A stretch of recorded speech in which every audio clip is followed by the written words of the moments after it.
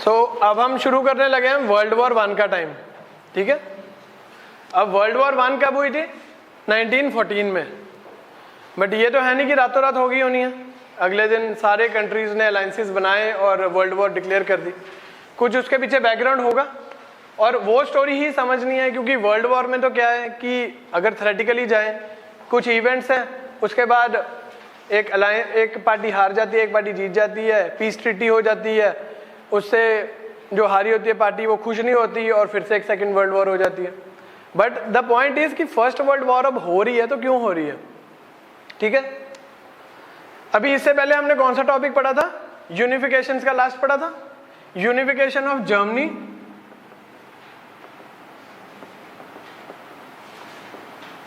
ठीक है। अब मेन जो इसमें एक्टर होगा वो जर्मनी होगा, ठीक है। अब जर्मनी में आ गई यूनिफिकेशन। यूनिफिकेशन में क्या हुआ? जो पहले नेशनलिज्म था वो क्या बन गया? अब अल्ट्रा नेशनलिज्म, अल्ट्रा नेशनलिज्म हो गया। इम्बैलेंस ऑफ पावर होने लग गया, इम्बैलेंस ऑफ पावर, क्योंकि जर्मनी ने अपने आप को इतनी ज्यादा स्पीड पे इंडस्ट्रियलाइज करना शुरू कर दिया कि बाकी यूरोपियन देशों को उससे डर लगने लग गया। और जो हमने मॉडर्न वर्ल्ड की हम डेफिनेशन करते हैं कि मॉडर्न वर्ल्ड अगर स्टार्ट हुआ तो कहां से स्टार्ट हुआ? इंडस्ट्रियल रेवोल्यूशन के बाद से। तो अब क्या बैकग्राउंड में काम कर रहे हैं? एक तो ये जर्मनी वाला फैक्टर काम कर रहा है, ठीक है, और दूसरा कौन सा कर रहा है? Industrial revolution. इंडस्ट्रियल रेवोल्यूशन से दो मेन क्लासेस पैदा हुई हैं। सबसे मेन जो है, एक तो है लिबरल। लिबरल कौन है? नियो मर्केंटाइल, जो नए नए अभी व्यापारी बने हैं, सारे नया नया जिन्होंने पैसा इकट्ठा किया है, इंडस्ट्री बनाई है, फैक्ट्री लगाई है, सारा वो है। बेसिकली ये मिडिल क्लास है। और जब इंडस्ट्री बनती है तो उसमें काम कौन करेंगे? वर्कर्स। और वर्कर्स को जब अपने राइट्स के बारे में पता लगेगा तो क्या अप्रोच निकलेगी? सोशलिज्म, मार्क्सिज्म, यानी कि वर्कर्स मूवमेंट। हमने पढ़ा था ना, Karl Marx gave Communist Manifesto where he said कि all the workers of the world should unite, ठीक है। अब ये सारे आपके प्लेयर्स हैं जो वर्ल्ड वॉर 1 की तरफ इस गेम को लेके जाएंगे। हम यहाँ पे पढ़ लेते हैं। एक तो राइज ऑफ मिडिल क्लास हो गया, वो न्यू मर्केंटाइल लिबरल क्लास जो थी हमारी। अल्ट्रा नेशनलिज्म हो गया, सारे कंट्रीज बन गए, सबकी बाउंड्रीज डिफाइन होगी, सब कुछ हो गया। अब जो नेशनलिज्म था वो नेक्स्ट लेवल पे चले गया। हर एक को हो गया कि मेरा देश ही बेस्ट हो, और इसके लिए चाहे मुझे किसी और कंट्री पे इंपीरियलिज्म वाली पॉलिसी फॉलो करनी पड़े, चाहे मिलिट्री पॉलिसी फॉलो करनी पड़े, चाहे डिप्लोमेटिकली उसको जाना पड़े। Next one was Marxism. अब इंडस्ट्री आई है तो उससे वर्कर क्लास भी आएगा। वर्कर क्लास जब आया तो उनको अपने जब राइट्स के बारे में पता लगा तो उन्होंने भी रिवोल्ट शुरू कर दी, उन्होंने भी कलेक्टिव बार्गेनिंग शुरू कर दी, ट्रेड यूनियंस बनने लगे, स्ट्राइक्स होने लगी। तो ये हो गया। Next one was German unification. अब जर्मनी जब यूनिफाई हो गया तो वहां पे अल्ट्रा नेशनलिज्म आ गया और जर्मनी को लगा कि सिर्फ मैं ही हूं कि जो इस सुपर पावर की रेस में नंबर 1 पे होना चाहिए। Next is socialism and world revolutions. अब सोशलिज्म का कंसेप्ट आ गया विद मार्क्सिज्म एंड वर्कर्स, ठीक है, and they called for world revolution. World revolution क्यों? क्योंकि कार्ल मार्क्स सेड कि जो पावर है वो पॉलिटिकली है, कि हम पॉलिटिकली जो पावर है वो सारी अपने वश में कर लेंगे, and after that will automatically gain the economic powers. Next is markets and imperialism. अब जब अल्ट्रा नेशनलिज्म हो गया, जर्मनी फॉर एग्जांपल कह रहा है कि I want to become a super power, तो उसको क्या होगा? रिसोर्सेज चाहिए, रिसोर्सेज चाहिए इंडस्ट्री चलाने के लिए। अब रिसोर्सेज कहाँ से आएंगे? जब वो किसी और कॉलोनी पे कब्जा करेगा। अब वो कब्जे करने को क्या बोल रहे हैं हम? एम्पेरियलिज्म। और एंड में इन सब का जो रीजन है वो है इंडस्ट्रियल रेवोल्यूशन। अब सारी इकोनॉमिक गेम है, जहां पे इकोनॉमी में फायदा हो रहा है किसी देश को तो वो करेगा, एल्स वो नहीं करेगा वो काम। अब हमने देखा कि there were 2 major factors in the background of world war 1। अब जो वर्ल्ड आगे प्रोसीड कर रहा है वो 2 मेन इवेंट्स को लेकर चल रहा है। One is unification of Germany and other one is industrial revolution, ठीक है। एंड थर्ड वन जो इसका इमीडिएट कॉज बनेगा वो बनेगा बाल्कन क्वेश्चन। बाल्कन क्वेश्चन या फिर ईस्टर्न क्राइसिस, ईस्टर्न क्वेश्चन।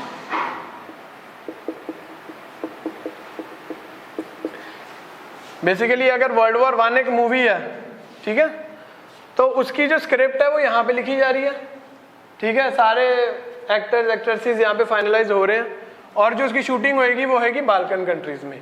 अभी ईस्टर्न यूरोप वाला एरिया देखा था ना, बुल्गारिया, रोमानिया, अल्बानिया, ये वाला सारा एरिया। फर्स्ट वर्ल्ड वॉर 1 की जो शूटिंग है एक्चुअल में वो मूवी की यहाँ पर होएगी, ये सारी उसकी स्क्रिप्ट बन रही है। अब coming back to industrial revolution, अब लड़ाई हो रही है तो उसका कुछ कारण होगा, और कारण क्या होगा? इकोनॉमिक होगा। जब इंडस्ट्रियल रेवोल्यूशन से दो क्लासेस निकलती हैं, एक मिडिल क्लास और एक वर्कर्स। अब मिडिल क्लास ने तो ठीक है, रेवोल्यूशंस आए, कोई यूनिफिकेशंस हो रही हैं, कुछ हो रहा है, तो उसमें सबसे बड़ा फायदा तो इसने ले लिया कि अपने आप को इकोनॉमिकली, अपने आप को पॉलिटिकली एंड अपने आप को सोशली अपने आप को इम्प्रूव कर लिया। बट वर्कर्स को अभी तक कुछ भी नहीं मिला। तो क्या होता है कि धीरे धीरे जब कार्ल मार्क्स की थ्योरी आ जाती है जहां पे वो कहते हैं कि सारे वर्कर्स इकट्ठे हो जाओ and we will counter war for a war. अगर कैपिटलिस्ट चाहते हैं war, then we will call it a war for war. तो ये क्या करते हैं, वर्कर्स को इकट्ठे करके कहते हैं कि let us attack this class. इस क्लास को अटैक करने का मतलब कि जो पॉलिटिकल पावर जिन्होंने अपने पास इकट्ठी करी हुई है, now we should get it. क्योंकि अगर हम पॉलिटिकली स्ट्रांग होएंगे तो इकोनॉमिकली जो पॉलिसीज बनेंगी वो भी हमारे हक में ही बनेंगे, और यही वो चाहते हैं। अब जब वर्कर ने मिडिल क्लास की तरफ जाना शुरू करा कि we will revolt against you, अब मिडिल क्लास को होगी टेंशन। वो कहते हैं कि अगर, क्योंकि मिडिल क्लास है थोड़ा, वर्कर्स ज्यादा, अब एक इंडस्ट्री बनती है, उसका सीईओ तो एक ही होता है, बाकी तो सारे वर्कर्स होते हैं 100-150, तो न्यूमेरिकली उसको लगता है कि मैं इनसे जीत नहीं पाऊंगा।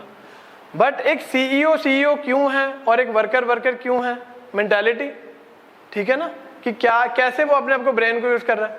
तो वो कह रहा है ठीक है, इनको लड़ाई चाहिए ना, लड़ाई इनको दे देंगे। जैसे नेपोलियन कहता था कि अगर कोई भी वहां पे रिवोल्ट होती थी, लोगों की आपस में रिबेलियन होती थी, वो कहता आ जाओ हम वहां पे ऑस्ट्रिया पे स्पेन पे अटैक करने चलते हैं, चलो आ जाओ हम फ्रांस पे चलते हैं। सो सेम वे लिबरल्स ने भी फॉलो करा। इन्होंने बोला इनको लड़ाई चाहिए, हम लड़ाई दे देंगे। लड़ाई किसके नाम पे दे देंगे? उन्होंने बोला कि आप वर्कर नहीं हो, आप हो पहले फ्रेंच हो, you are German first, you are Indian first, उसके बाद you are worker, you are peasant, you are industrialist और एनीथिंग एल्स। तो उन्होंने इनको एक पहचान दी देश की। नेशनलिज्म वाला जो कंसेप्ट था उसको अल्ट्रा नेशनलिज्म में ले गए कि you are not a peasant first, you are a German first. अब इंग्लिश एम्पायर में उन्होंने कैसे प्रमोट करा इसको, वहां पे वो अपनी जब लोगों को बुलाना था लड़ने के लिए, ठीक है, वर्ल्ड वॉर्स में, तो कैसे लोगों को, कि अगर वहां पर ही वो अपने वर्कर क्लास में रह जाते तो वहां से कैसे इसको करते? वर्ल्ड वॉर 1 के लिए आर्मी है, कहां से इकट्ठी होती? तो उन्होंने एक नारा दे दिया कि sun never sets in the British empire, कि इतना स्ट्रॉन्ग हमारा एम्पायर है कि पेट्रियोटिकली बड़ा मोटिवेट कर दिया। जर्मनी में बोला कि we want our own land under the सन।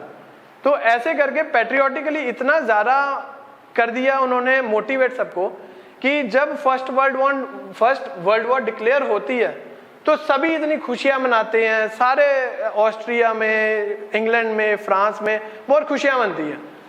उसका कारण क्योंकि 1880s के बाद, अब ये आ गई 1914 1900s की बात आ गई, तो 20-25 साल पीछे यूरोप बिल्कुल शांत रहा, यहाँ पे कोई बड़ी लड़ाई नहीं हुई, कुछ नहीं हुआ। तो लोगों को लगा कि ये तो बड़ी अच्छी लाइफ है, और बेसिकली क्या हुआ, जनरेशन चेंज होगी।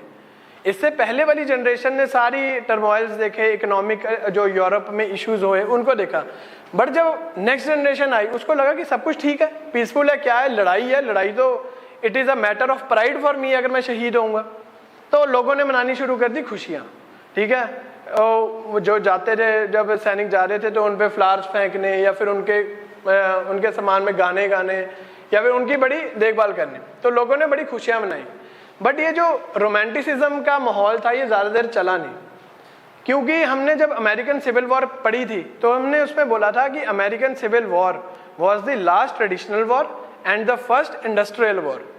अब उससे नहीं है कि तलवारों से या बोज एंड एरोज या फिर वो सिंगल शॉट गन से लड़ाई हो रही है, अब हो रही है मशीन गन से लड़ाई, फाइटर प्लेन से लड़ाई हो रही है, ठीक है, पॉइजनस गैसेज छोड़ी जा रही है, केमिकल्स यूज हो रहे हैं। तो पहले अगर लड़ाई में 100 लोग शहीद होते थे या मरते थे, अब वो 10,000 और लाख होने लग गए। तो जो ये रोमांटिसिज्म का माहौल था ना, जब फर्स्ट वर्ल्ड वॉर खत्म होती है तब लोगों को लगता है कि नहीं, लड़ाई तो एक्चुअल में बहुत बुरी चीज है, इससे देश के देश उजड़ जाते हैं। बिकॉज एट द एंड इस लड़ाई की कीमत कौन चुकाएगा? किंग चुकाएगा? नहीं चुकाएगा, ये तो आम इंसान ही चुकाएगा। ठीक है, जर्मनी में अगर ये हुई लड़ाई, ठीक है, या वर्ल्ड यूरोप में हुई, तो एंड में उन्होंने क्या करा? जर्मनी को बोला कि तेरी सारी गलतियां and you will pay for it. अब जर्मनी ने अपनी तरफ से तो छाप नहीं देनी करेंसी, उसने क्या करना है? आम लोगों के पास जाना है, उनको बोलना है पैसे दो मेरे को, आई वॉन्ट टू पे बैक द लोन्स एंड मैंने अपनी रिकंस्ट्रक्शन भी करनी है। अब ऐसी जिन जिन कंट्रीज में ये लड़ाई हुई तो वहां पे नुकसान हुआ, एट द एंड कौन पिसा? एक कॉमन मैन पिसा। तो लड़ाई के जो ये बड़े ही रोमांटिसिज्म वाले माहौल में थे सारे लोग, उससे बाहर आ जाते हैं।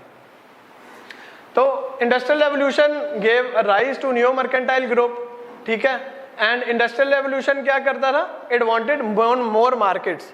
मोर markets means more imperialism and more imperialism meant more wars, ठीक है। एंड उसके अलावा क्या हुआ? सोशलिज्म ने जो है कैपिटलिज्म को, सोशलिज्म हो गया ये मार्क्सिज्म अप्रोच, ठीक है, एंड कैपिटलिज्म हो गया ये liberal approach, new mercantile group, इन पे अटैक करना शुरू कर दिया। सो इनका अब ध्यान देखो, एनर्जी है किसी में तो वो कहीं ना कहीं तो रिलीज होएगी, ठीक है। अब हम देखते हैं, हम कहते भी हैं कि अगर किसी ऑफिस में गए या बाहर गए कि कोई बंदा बहुत चिड़चिड़ा है, घर से लड़के आया हुआ है, अब घर में तो वो कुछ कर नहीं सकता, ठीक है, बाहर आके ही अपनी सारा गुबार निकालेगा। अगर वो अच्छे मूड में तो अच्छा काम करेगा, बुरे मूड में तो बुरा काम करेगा, ठीक है। आप मतलब तंग करना है, परेशान करना है या अच्छे से काम करना है, सो वो उस पर डिपेंड करेगा। तो लिबरल्स ने भी यही करा, उन्होंने बोला कि इनकी एनर्जी निकालनी है, इनको नेशनलिज्म से अल्ट्रा नेशनलिज्म में लेके जाएंगे और बोलेंगे कि हम अपने देश को बनाना, हमने अपने देश को बनाना महान, और महान बनाने के लिए हमें चाहिए कॉलोनीज, और कॉलोनीज के लिए हमें क्या चाहिए? आर्मी, और वो आप दो हमें। अब ये उन्होंने बोल दिया कि you are first, French, English, German etcetera, तो ऐसे मोटिवेट बहुत ज्यादा कर दिया सभी। पहले स्टार्ट में रोमांटिसाइज्ड माहौल था पूरा, ठीक है, वॉर हो रही है, वॉर हो रही है, बड़ी अच्छी चीज है। बट अब क्या हुआ? फ्रेंच रेवोल्यूशन जो आया, ठीक है, it gave the concept of popular politics. Popular politics का मतलब कि लोग डिसाइड करेंगे कि हमें पॉलिटिकल कैसा स्ट्रक्चर चाहिए। पॉपुलरली मींस कि मेजोरिटी क्या डिसाइड मांगती है। तो उसमें क्या हुआ? जब लोगों ने बोला कि ठीक है, हमने आपको चुना, आप हमारी सरकार हो, and once you declare a war you can not come back, कि हमें पहले इतना मोटिवेशन भर के आप कह रहे हो कि भी हम लड़ने गए हैं, बट अब हमने लड़ना नहीं है क्योंकि हमारी इकोनॉमिकल लॉस है, सोशली लॉस है, पॉलिटिकली लॉस है, और हम वापस आ रहे हैं। तो लोगों ने वैसे ही मार देना था। तो वर्ल्ड वॉर 1 में ऐसी सिचुएशन क्रिएट होगी कि आगे कुआं पीछे खाई। अगर आगे लड़ते हैं, ऑलरेडी अगर देश कोई निकलना चाहता है वॉर में से, आगे लड़ते हैं तो वैसे मरते हैं, पीछे आते हैं तो अपने लोग ही मार देते हैं। सो ये बड़ी और सी सिचुएशन आ गई थी सारे इंपीरियलिस्ट कंट्रीज के लिए कि अगर वो चाह के भी पीछे नहीं आ रहे थे, क्योंकि फर्स्ट वर्ल्ड वॉर जब लड़ी जा रही है तो एक स्टेलमेट सा बन जाता है। ट्रेंच वॉरफेयर हम डिटेल में कल डिस्कस करेंगे। तो सबसे पहले क्या हुआ? ट्रेंच वॉरफेयर डेवलप हुआ। ट्रेंच क्या होता है? वो मूवी देखिए बॉर्डर, वो इतनी सी गलियां सी बनी होती हैं, उसके बीच में रहते भी हैं, ठीक है, वहीं से अटैक करना, सब कुछ करना।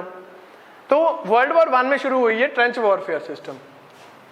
जब जर्मन फोर्सेस फ्रांस पहुंच गई, ठीक है, अब फ्रांस ने भी पूरा अपना होमवर्क करके रखा हुआ था। जर्मनी अपनी इमेजिनेशन में पहुंच गया कि मैं तो इनको 6 हफ्ते में इनको हरा दूंगा और वापस जाके फिर रशिया से लड़ूंगा। तो जब वो इधर फ्रांस में पहुंच जाते हैं तो बिल्कुल स्टेलमेट हो जाता है, क्योंकि अब ये फॉर एग्जांपल 1 किलोमीटर का बीच में डिस्टेंस है। इधर फ्रांस ने अपनी ट्रेंच खोद ली, इधर जर्मनी ने अपनी खोद ली। इधर से वो इस पे अटैक करी जा रहे हैं, इधर से वो इस पे अटैक करी जा रहे हैं। तो एक बड़ा ही एक स्टेलमेट से आ गया कि ना आगे जा सकते हैं ना पीछे जा सकते हैं। आगे आएंगे, मशीन गन चलानी है उन्होंने, पूरी कर देनी है, ठीक है, सबको ही ढेर कर देना है उधर। और अगर अंदर बैठेंगे तो ऊपर से बारूद फेंक देंगे, ठीक है। तो इसलिए हम देखते हैं वो जो आयरन के हेलमेट्स होते हैं वर्ल्ड वॉर 1 में हर फोटो में होता है, वो क्यों होता है? वो ट्रेंच वॉरफेयर के करके ही होता है कि अगर वो बाहर नहीं निकलते थे तो ऊपर से बम फेंक देते थे। फाइटर प्लेन्स का कंसेप्ट आ गया था, वो ऊपर से आते थे, शेल्स फेंक देते थे, और जब वो शेल बिखरता था वो ऑब्वियसली उनके सिर पे ही लगेगा। तो इसलिए जो जर्मन की ये वॉर वाली यूनिफॉर्म थी उसको चेंज करके लोहे के हेलमेट कर दिए थे बाद में। सो ऐसी की सिचुएशन में वापस भी नहीं आ सकते कोई भी कंट्री। वो कहता है कि अगर जाएंगे तो हमारे अपने लोग ही हमें मार डालेंगे। अब इसको अगर हम देखें कि आज इंडिया और चाइना की अगर लड़ाई हो जाती है, ठीक है, और लड़ाई में लड़ते लड़ते क्या होता है, इंडिया को लगता है कि नहीं यार इकोनॉमिकली बहुत नुकसान हो गया and I should come back, तो क्या आपको लगता है कि इंडिया की जनता उन्हें जीने देगी सरकार को? वो बोलेगी कि आप तो धोखेबाज हो, आप ये हो। कोई इन पर्टिकुलर सरकार नहीं, ये सिचुएशन की बात कर रहे हैं हम, ठीक है ना। तो लोगों ने मार देना, ऑपोजिशन ने मार देना कि देखो जी देश का सौदा करा है, देश को हराया, ये हो गया। तो ऐसी सिचुएशन ही फर्स्ट वर्ल्ड वॉर में होगी थी। अब यहाँ पे वही रोमांटिसाइज करा हुआ था, यहाँ पर अब बोज एंड एरोज नहीं यूज हो रहे थे, अब फाइटर प्लेन्स हो रहे थे, टैंक्स हो रहे थे, मशीन गन्स हो रही थी और पॉइजनस गैसेस का यूज हो रहा था। तो जो लोगों ने सोचा था वॉर का, वो बिल्कुल ही अलग गेम निकली इस टाइम पे। अब फर्स्ट वर्ल्ड वॉर अगर और इजीली समझनी है हमने तो क्या है, अब अंबानी क्या है, सारे ठेके ले जाता है, कोई भी रोड बननी है, कोई 5G आना है, कुछ आना है, ठीक है ना। अब अडानीज आते हैं गेम में, वो कहते हैं कि नहीं हमें भी चाहिए, हमें हमारा शेयर दो। वो कहते हैं नहीं, चलो एक आधे को समझा दिया, उसको भी थोड़ा सा पोर्शन दे दिया, कुछ काम दे दिया, ठेका दे दिया, कॉन्ट्रैक्ट दे दिया। एक थर्ड पार्टी और आ गई, वो कहते कि नहीं जी मेरे को भी चाहिए। ऐसे अगर हर एक को एंटरटेन करने लगे फिर तो अंबानी अडानीज का बेस ही खत्म हो जाएगा। तो सेम वे जो ओल्ड इंपीरियलिस्ट पावर्स थी लाइक ब्रिटेन एंड फ्रांस, अब जर्मनी भी उठ रहा है, जापान भी उठ रहा है, इटली भी, यूएसए भी, रशिया भी, तो सबको एकोमोडेट करने लगा अगर वो अपने हिसाब से प्रॉपरली, तो उनका जो पुराना बेस है, उनका जो मोनोपोली है वो खत्म हो जानी है। तो this was nothing, world war 1 कुछ नहीं है कि जो पुराना ठेकेदार है वो चाहता है कि नया ठेकेदार ना आए मेरे काम में। और ठेकेदार किस चीज के लिए लड़ रहा है, किस चीज के लिए लड़ रहा है? Silk route. क्रूसेड्स के टाइम पे भी सिल्क रूट था, वर्ल्ड वॉर 1 में भी क्रूसेड्स सिल्क रूट है, वर्ल्ड वॉर 2 में भी सिल्क रूट है, और आज भी सिल्क रूट ही है। अभी रशिया यूक्रेन की लड़ाई चल रही है, क्यों चल रही है? एट दी एंड तो रशिया क्या चाहता है कि मैं सिल्क रूट को डोमिनेट कर दूं, तो सिर्फ और सिर्फ सिल्क रूट की आज तक लड़ाई चल रही है हमारी, ठीक है। पहले यहाँ पे ट्रेड होता था स्पाइसेस का, अब यहाँ से ट्रेड नहीं, बेसिकली क्या है, ये वाले एरिया में ऑयल निकल गया, अब इसको वैसे नहीं को छोड़ने को तैयार। तो सारी लड़ाई जो है वो जरा ठेकेदार की है for silk route, domination of silk route. अब इसको थोड़ा सा हम पढ़ लेते हैं कि जो वॉर 1914 में हुई, ठीक है, it has no precedent in war, मतलब कि ऐसी की वॉर ना आज तक लोगों ने कभी देखी थी ना कभी सोची थी।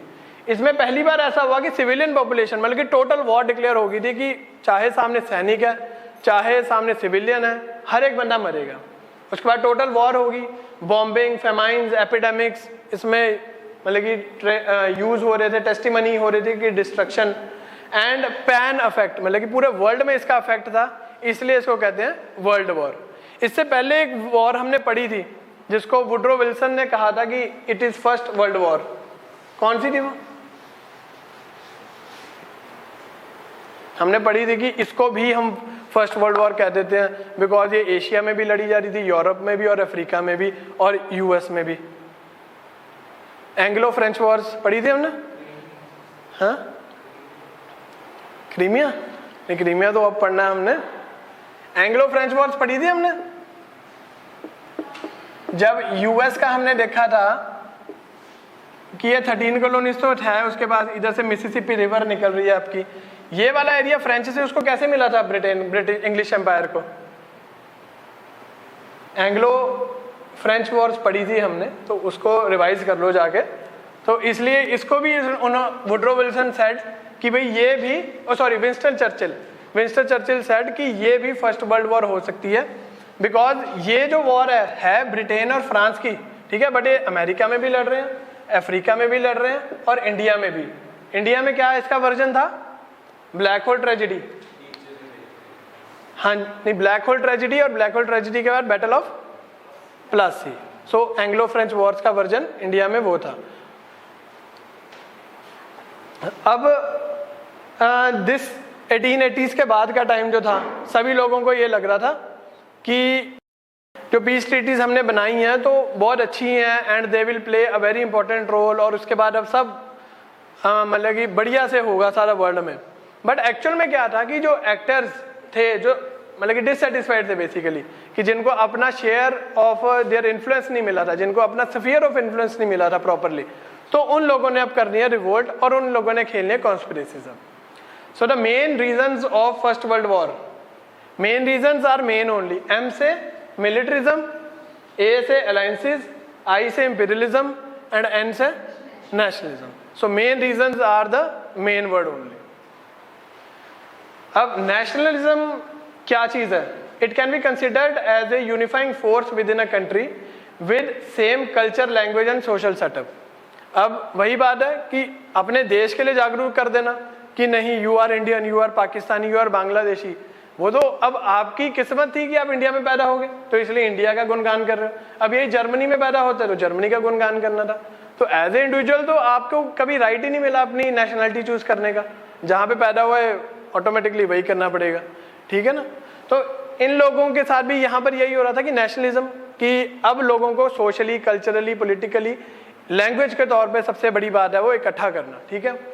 अब जब इकट्ठा करना तो फॉर एग्जाम्पल अगर आपको लगता है कि इंडियन पॉपुलेशन कुछ बांग्लादेश में है या इंडियन पॉपुलेशन कोई चाइना में है, पाकिस्तान में है, तो आप कोशिश करो कि सारे इंडियंस मेरे इंडिया में आ जाए, ठीक है। और इस कोशिश में क्या था, ये तो था कि जो लोगों को बताना था, उन्होंने, सरकार ने लोगों को बताना कि नहीं हम तो कोशिश कर रहे हैं कि इंडियंस को इकट्ठे करना। बट एक्चुअल में उनका मोटिव क्या था? इंपीरियलिज्म। वो चाहते थे कि ज्यादा से ज्यादा लैंड हम एक्वायर करें। अब लोगों को बोल दें कि हमने लड़ाई क्यों लड़नी है, हम वहां पे आयरन ओर मिल गया इसलिए हमने लड़ना है, वहां पे ऑयल मिल गया इसलिए, तो कोई नहीं आएगा। अब जब तक आप अगले की इमोशंस को नहीं हर्ट करोगे, इमोशनली उसको टच नहीं करोगे, अगला बोलेगा नहीं, तब तक नहीं करना। जब आप बोल दो कि नेशनैलिटी वाला कंसेप्ट डाल दोगे, बोलेगा ठीक है जो बताओ कहाँ पे जाके गोली खानी है, हर जगह करने को तैयार हो। सो नेशनलिज्म को प्रमोट करने के चक्कर में अल्ट्रा नेशनलिज्म आता है and ultra nationalism takes form of imperialism. अब इसका एग्जाम्पल जो हम यहाँ पे देखेंगे, रशिया एंड ईस्टर्न यूरोप। अब रशिया ने ईस्टर्न यूरोप को कब्जा करना है, ठीक है, बिकॉज रशिया एक यहाँ पे आ गया, ठीक है, ईस्टर्न यूरोप यहाँ पर आ गया, यहाँ से ब्लैक सी होते होते यहाँ पे मेडिटेरेनियन सी आ गया, ठीक है। अब मैंने आपसे क्वेश्चन पूछा था कि if Russia is part of Asia, then why is Russian history studied with the European history? उसका कारण ये है, अगर ग्लोब करो, ठीक है, यहाँ पे शुरू हो गया अमेरिका, अलास्का वाला रीजन आ गया यहाँ पर, ठीक है। अब इसके इस साइड पर क्या है? यूएसए, बड़ा डोमिनेंट पावर है, प्लस लैंड मास है, ज्यादा वो यहाँ पे हलचल कर नहीं सकता, ठीक है। सिर्फ उसके पास ईस्टर्न साइड जो है वो एक्सपेंशन के लिए रहती है। अब आप कहोगे कि ऊपर से क्यों नहीं आ सकते वो, ठीक है, क्यों नहीं आ सकते? हाँ, आर्कटिक सर्कल है ऊपर, वहां से ट्रेड तो हो ही नहीं पाएगा, मैक्सिमम टाइम तो वहां पे बर्फ ही जमी रहेगी, ठीक है। तो ये हो गया, नॉर्थ भी इसका कैंसिल हो गया। साउथ में जाएगा मंगोलिया, चाइना, इंडिया, 3 कंट्रीज इसको पार करने पड़ेंगे, ठीक है, और इतना लैंड मास है, उसके बाद जाके इसको कहीं इंडियन ओशन मिलेगा ट्रेड करने के लिए, तो वो भी इसके लिए वायबल ऑप्शन नहीं है। ना वेस्ट है, ना ईस्ट, ना नॉर्थ है, ना साउथ है, बचा कौन सा? ईस्ट। तो इसलिए इसका सारा जोर लगेगा ईस्ट में जाने के लिए। अब ईस्टर्न यूरोप में जब इसने जाना है, ठीक है ना, तो वहां जाके ये थोड़ा ना बोलेगा कि आप रशिया में आ जाओ बिकॉज मेरे को आपके रिसोर्सेज चाहिए, मुझे आपके पोर्ट चाहिए। वो बोलेगा कि नहीं, मैं स्लैव पॉपुलेशन, जो आज यूगोस्लाविया है, that is a country with Slav population, ठीक है। रशिया ने ईस्टर्न यूरोप को बोला कि जितने भी हम सारे स्लैव भाई भाई हैं, हम सारे इकट्ठे होकर एक देश, बड़ा देश बनाएंगे, और अगर देश नहीं बनाना तो आप मेरे इन्फ्लुएंस में आ जाओ, so that I can be your protector, ठीक है। उनको इसने ये बोला रशिया ने। सो यहां पर ही used, Russia uses the policy of nationalism in guys of imperialism. अब इंपीरियलिज्म करना, लड़ाई लड़नी है, तो उसके लिए क्या चाहिए? पैसा और मिलिट्री चाहिए। मिलिट्री के लिए क्या करा उन्होंने? वही पैट्रियोटिज्म, अल्ट्रा नेशनलिज्म को यूज करा कि मिलिट्रिज्म में जो है यू बोट्स आ गई, सबमरीन्स आ गई, मशीन गन्स आ रही हैं, फाइटर प्लेन्स आ रहे हैं, तो इंडस्ट्रियल रेवोल्यूशन के साथ साथ इस पे भी पूरा वर्कआउट हो रहा है, ठीक है। अब लड़ाई लड़नी है, अकेले तो लड़ नहीं सकता मैं, उसके लिए मुझे अलायंसेस चाहिए। तो अलायंसेस कैसे बनते हैं? जर्मनी आपको पता है फोर फ्रंट में खेल रहा है गेम को। जर्मनी सबसे पहले जाता है ऑस्ट्रिया हंगरी के पास, वो कहता है तू तो हम दोनों भाई भाई हैं। पहले भी हमने प्रूशिया जब था तो सबसे पहले वो किसके पास जाता है? ऑस्ट्रिया हंगरी के पास जाता है कि जाओ आ जाओ हम डेनमार्क के अगेंस्ट लड़े। तो वो पहले जाता है ऑस्ट्रिया हंगरी के पास, ठीक है। और ये बना लेते हैं डुअल अलायंस, और बाद में इसको इटली ज्वाइन कर देता है and it becomes triple alliance.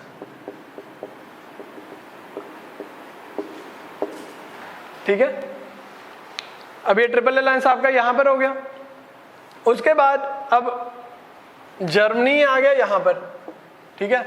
Germany उससे पहले क्या करता है? जर्मनी एक रशिया के साथ भी डील कर लेता है, रशिया को भी कहता है कि हम दोनों दोस्त बन जाते हैं, ठीक है ना। अब रशिया और ऑस्ट्रिया हंगरी में क्या इशू आ जाता है? रशिया कहता है कि मैं भी स्लैव पॉपुलेशन को इकट्ठा करके एक बड़ा देश बनाना चाहता हूँ, ऑस्ट्रिया हंगरी भी यही कहता है। बट उस टाइम पे क्या है, ऑस्ट्रिया हंगरी ज्यादा स्ट्रांग है, तो इसलिए ये अपना रिलेशन इसके साथ तोड़ देता है। तो रशिया रह गया अकेला। अब जर्मनी इधर है, रशिया इधर है फ्रांस, नीचे आपका ऑस्ट्रिया हंगरी आ गया, इधर इटली आ गया, ठीक है ना। अब जर्मनी, ये तीनों तो सेंट्रल यूरोपियन पावर जो है इन्होंने तो इकट्ठे हो गए। अब इधर ये अकेला रह गया, किसके पास जाए? यूएसए कहता है कि मैं आपके चक्रों में पड़ना नहीं है। ब्रिटेन कह रहा है कि अभी मैंने भी बहुत कुछ देख लिया, बहुत लड़ाइयां देख ली, आपके चक्कर देख लिए, अब मैंने भी आपके पास नहीं जाना। एंड में कौन सा बचता है? फ्रांस। फ्रांस के साथ रशिया टाई अप करता है, और बाद में जब जर्मनी ज्यादा पावरफुल होने लगता है तो ब्रिटेन को लगता है कि नहीं, मुझे इसके एंटी खड़े होना पड़ेगा। सो ब्रिटेन भी इसको ज्वाइन कर लेता है एंड दे फॉर्म ट्रिपल एंटान, जो मर्जी बोलो, ठीक है ना। सो ऐसे बन जाते हैं दो ब्लॉक्स। लड़ाई किस लिए है? इंपीरियलिज्म के लिए। और लड़ाई होनी कहां पर है? कहां पर लड़ाई होनी है? अभी बताया था मैंने, वो लिखा भी हुआ है, ईस्टर्न यूरोप में लड़ाई होनी है, ठीक है।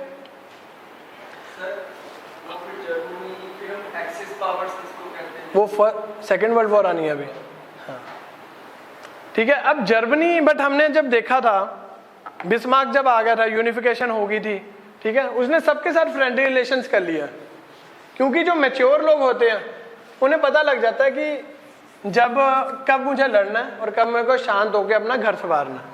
तो बिस्मार्क ने क्या करा था कि सबके साथ फ्रेंडली रिलेशंस बनाए। उसने रशिया के साथ भी फ्रेंडली रिलेशंस बना लिए थे, ऑस्ट्रिया हंगरी को भी ले लिया था कॉन्फिडेंस में, ब्रिटेन, फ्रांस, सबको कॉन्फिडेंस में ले लिया। फ्रांस को तो वो हरा के ही आया था, सो दैट वे वो उसके मतलब कि अंडर ही था। तो उसके बाद बिस्मार्क के बाद क्या होता है? Bismarck is the chancellor, is the prime minister. But Germany का किंग कौन होता है इस टाइम पे?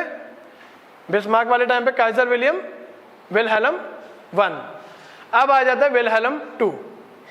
विल्हेल्म टू ऑब्वियसली पुराने लोगों के साथ तो रहता नहीं है, नए लोगों के साथ रहता है। और जो बिस्मार्क की पॉलिसी थी, बिस्मार्क जो कहता था विल्हेल्म वन वही करता था, बट विल्हेल्म टू कहता है कि नहीं, मैं राजा हूं, मैं अपने डिसाइड करूंगा, ठीक है। सो इस गेम में क्या होता है कि वो बाईपास करने लग जाता है बिस्मार्क को। बिस्मार्क से ज्यादा पूछता नहीं वो कि क्या करें, पॉलिसी क्या करें। सो वो जो बिस्मार्क की पॉलिसी होती है कॉशियस कॉन्टिनेंटलिज्म, उसको कर देता है अग्रेसिव नेशनलिज्म में कन्वर्ट, कि भाई अपने कॉन्टिनेंट में हम कॉशियसली चलेंगे, हमारा पैर फूक फूक के रखेंगे। बट अब काइजर विल्हेल्म कहता है कि नहीं, हमने तो लड़ाई लड़नी है, हम इतने डेवलप्ड हैं, क्या मतलब कि जर्मनी कहता है, जर्मनी और ब्रिटेन में फर्क क्या है? मैं भी उतना इंडस्ट्रियलाइज्ड हूँ, मेरे पास भी सारी पावर्स हैं, बस मेरे को थोड़ा सा एम्पायर और चाहिए, मेरे को कॉलोनीज और चाहिए। तो विल्हेल्म वन जो है बिस्मार्क को अवॉइड करने लग जाता है।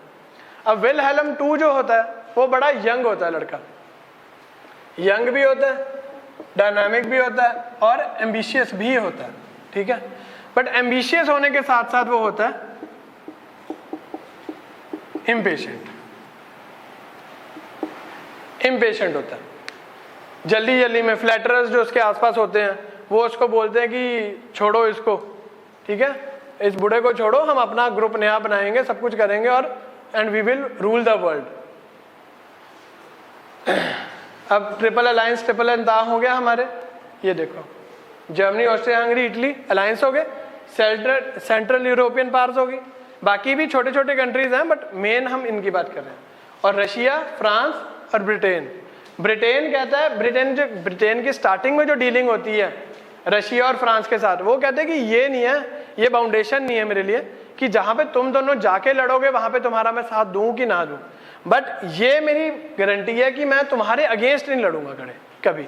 तो एक पॉलिटिकली तौर पे वो उनके साथ संधि कर लेते हैं। अब 1914 में जब वर्ल्ड वॉर 1 शुरू होने लगी है तो उस टाइम पे जर्मन टेरिटरीज ये है वर्ल्ड में पूरे में। तो जर्मनी इधर जापान में भी है, अफ्रीका में भी ली हुई है उसने, इधर साउथ अमेरिका में भी ली है, और ये जर्मन एम्पायर खुद है। तो कुछ कुछ उसने अपना इन्फ्लुएंस करना शुरू कर दिया, ठीक है। And this is the English territories जो इस टाइम पे वर्ल्ड में है, पूरे वर्ल्ड में सारे कॉन्टिनेंट्स में अलग अलग जगहों पर है इसके, ठीक है। तो इसलिए जर्मनी कहता है कि if I am equally power, बस ठीक है 19-21 का फर्क है, वो मैं ब्रिटेन को कभी ना कभी हरा दूंगा and I will take over the colonies. अब इकोनॉमिक कॉज हमने अब तक तो पढ़े, जनरल कॉजेज क्या, मिलिट्रिज्म, अलायंसेज, नेशनलिज्म वगैरह। अब आ जाती है कि जर्मनी ही क्यों, उस टाइम पर सिर्फ जर्मनी ही क्यों एक ऐसी पावर बन के उठा। इटली ने क्यों नहीं कह दिया, ब्रिटेन को चैलेंज कर दिया, या फिर वो भी तो अभी यूनिफाई हुआ था, या यूएसए ने क्यों नहीं कर दिया। यूएसए तो बढ़िया अपना अलग से बैठा है शांति से, जैसे इंग्लैंड है वो अलग से एक आइलैंड है, आइलैंड है ना, उस पर कभी कोई लड़ाई हुई ना कुछ और है, इसलिए बड़ा पीसफुल रहा वो। पर जर्मनी को ही ऐसी क्यों बात बनी, तो उसका कारण है कोल एंड आयरन चेन रिएक्शन।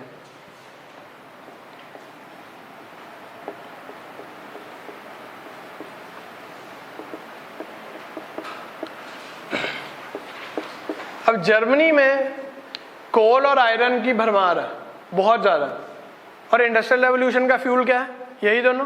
कोल से फैक्ट्री चलेगी, आयरन से उसके इंडस्ट्रियल रेवोल्यूशन आएगा, ठीक है ना। अब जर्मनी में ये सारा कुछ है। जर्मनी ने इसके साथ साथ क्या करा, जो उसने श्लेज़विग और होल्स्टीन वाली जब हमने बात करी थी, पोर्ट्स ले लिए नॉर्थ सी में, वहां से उसने ब्रिटेन के साथ अपना कॉन्टैक्ट बनाया और सारी जो टेक्नोलॉजी वगैरह अपने पास लेके आया। And in the mean time it learned the art of smelting iron with Coke and charcoal, ठीक है। तो आयरन की प्रोडक्शन भी उसने अच्छी खासी कर दी फिनिश प्रोडक्ट्स में। सो अब वो कहता कि मेरे पास रॉ मटेरियल भी है एंड टेक्नोलॉजी भी है, ठीक है। अब मुझे क्या करना है, बस एक नेक्स्ट स्टेप लेना और डिक्लेयर करना है कि आई एम मतलब कि फेस ऑफ विद ब्रिटेन। अब इसमें क्या होता है कि आज भी अगर हम देखते हैं टेक्नोलॉजी की बात करें तो मेन गाड़ियां कौन सी हैं, ऑडी है, मर्सिडीज है, BMW है, वोक्सवैगन है, ये सारी हैं। और अगर बाकी भी देखें तो मोस्टली क्या है, ये ईस्टर्न, ये जर्मनी और इसके आसपास के कंट्रीज के आसपास से हैं, ठीक है। इंडिया में कभी कोई इतना बड़ा ब्रांड बन नहीं पाया। कभी देखिए कि कोई फॉरेन कंट्रीज में इंडिया का कोई मारुति की गाड़ी चल रही है, अगर सुजुकी भी चलती है तो मारुति सुजुकी चल रही है इंडिया में, बाहर जाके वो सुजुकी है अकेली, ठीक है। आज भी क्या है, जो मेन गाड़ियां हैं वो ये हैं। सो अगर आज ऑटोमोबाइल इंडस्ट्री पे जर्मनी की इतनी स्ट्रांग होल्ड है, उस टाइम पर भी जर्मनी का सबसे ज्यादा स्ट्रांग होल्ड था ऑटोमोबाइल इंडस्ट्री पे। अब अगर हम इंडस्ट्रियल रेवोल्यूशन में बात करें, ट्रेड होगा at the end of the day, फायदा तो तभी है अगर किसी चीज की प्रोडक्शन हो रही है, ठीक है।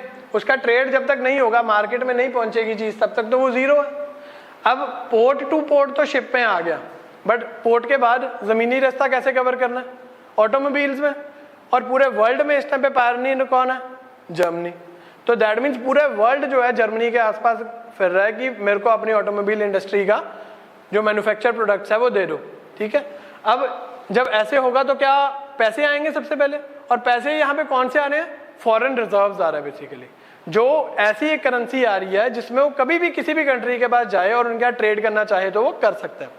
तो पैसा आ गया, जब पैसा आ गया तो वैसे ही इट वांटेड कि मैं इंपीरियलिस्टिक पावर बनूं एक, अब पैसा भी आ गया तो अब सारी गेम होगी सेट।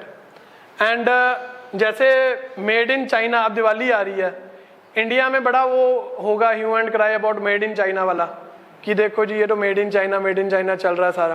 तो सेम वे ये भी हुआ कि जब एक ऑटोमोबाइल इंडस्ट्री बनी तो एक इंडस्ट्री से प्लस कोल एंड आयरन की भरमार है, उसका ट्रेड कर रहा है वो।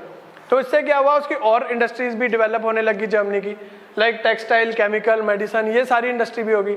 तो वो जो मेड इन जर्मनी वाला टैग था ना, वो ब्रिटेन और फ्रांस को अभी से मतलब कि उन्होंने एंटिसिपेट कर लिया कि ये फ्यूचर में हमारे लिए प्रॉब्लम क्रिएट करेगा। तो इसलिए, और प्लस काइजर विल्हेल्म II ने क्या करा कि अग्रेसिव नेशनलिज्म में आ गया। तो अब जो है गेम सारी सेट थी for next big thing. Kaizer Wilhelm II के आसपास क्या था कि लोग ऐसे फ्लैटर्स भरे थे जो उसको कहते थे कि तुझे सिर्फ जर्मनी का राजा नहीं, तुझे दुनिया का राजा होना चाहिए।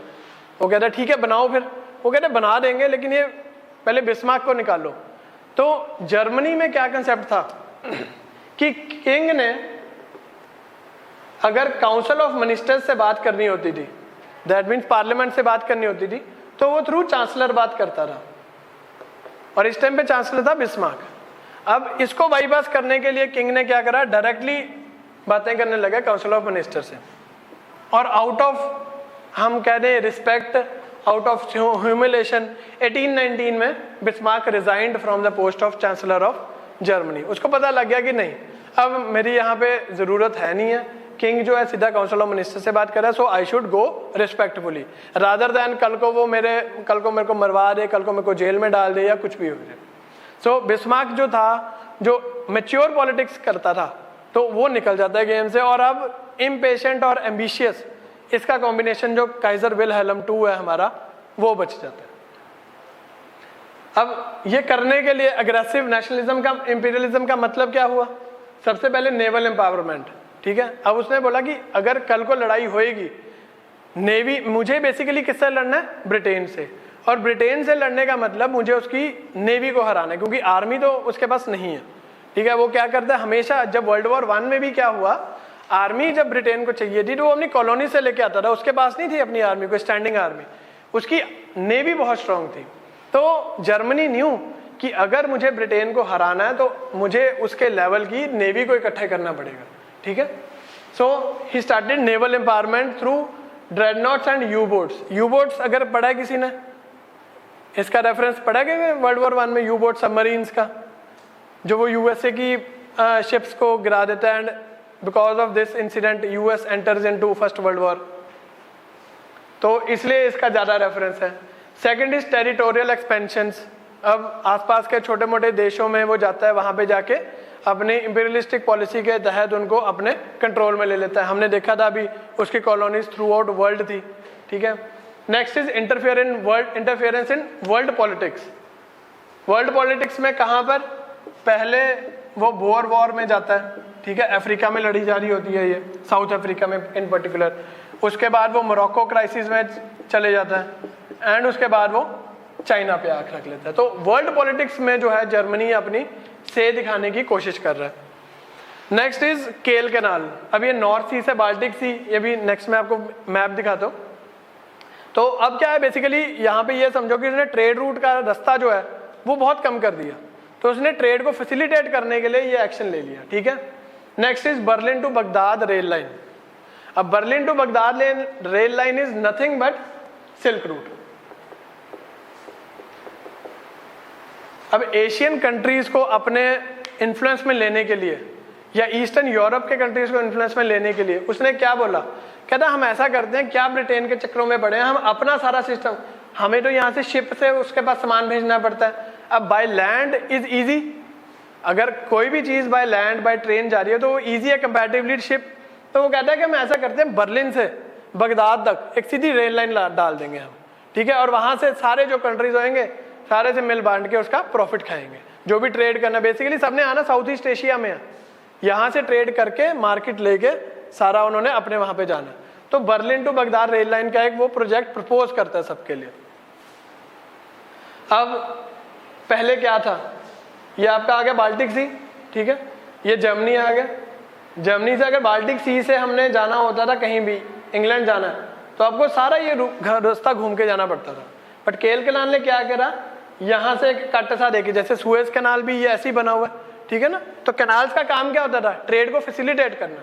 तो केल कैनाल क्या करता है, बाल्टिक सी को नॉर्थ सी से कनेक्ट करता है, एंड इसमें क्या होता है, डिस्टेंस बचा, डिस्टेंस जब बच गया तो ऑटोमेटिकली ट्रेड जो है फैसिलिटेट हो गया। दूसरी उसने बात बोली थी बर्लिन टू बगदाद, हम सीधी ट्रेन आ गया आपका जर्मनी में, यहां से गई एंड कहां से निकलती है, कॉन्स्टेंटिनोपल से। सो बात वही है कि लड़ाई सारी सिल्क रूट की ही चल रही है, ठीक है। यहाँ से कहता है हम बगदाद तक आ जाएंगे, बगदाद तक आ गए, उसके बाद इंडिया चाइना, इंडो चाइना वाला रीजन या साउथ ईस्ट एशियन कंट्रीज, ये हमारे लिए क्या बड़ी बात है, तो हम यहाँ से ट्रेड यहाँ से करेंगे। और इंग्लैंड वहाँ पे रह गया, उसको कुछ लेना होगा तो हमारे पास आएगा, हमारे बाजार में आएगा और लेके जाएगा।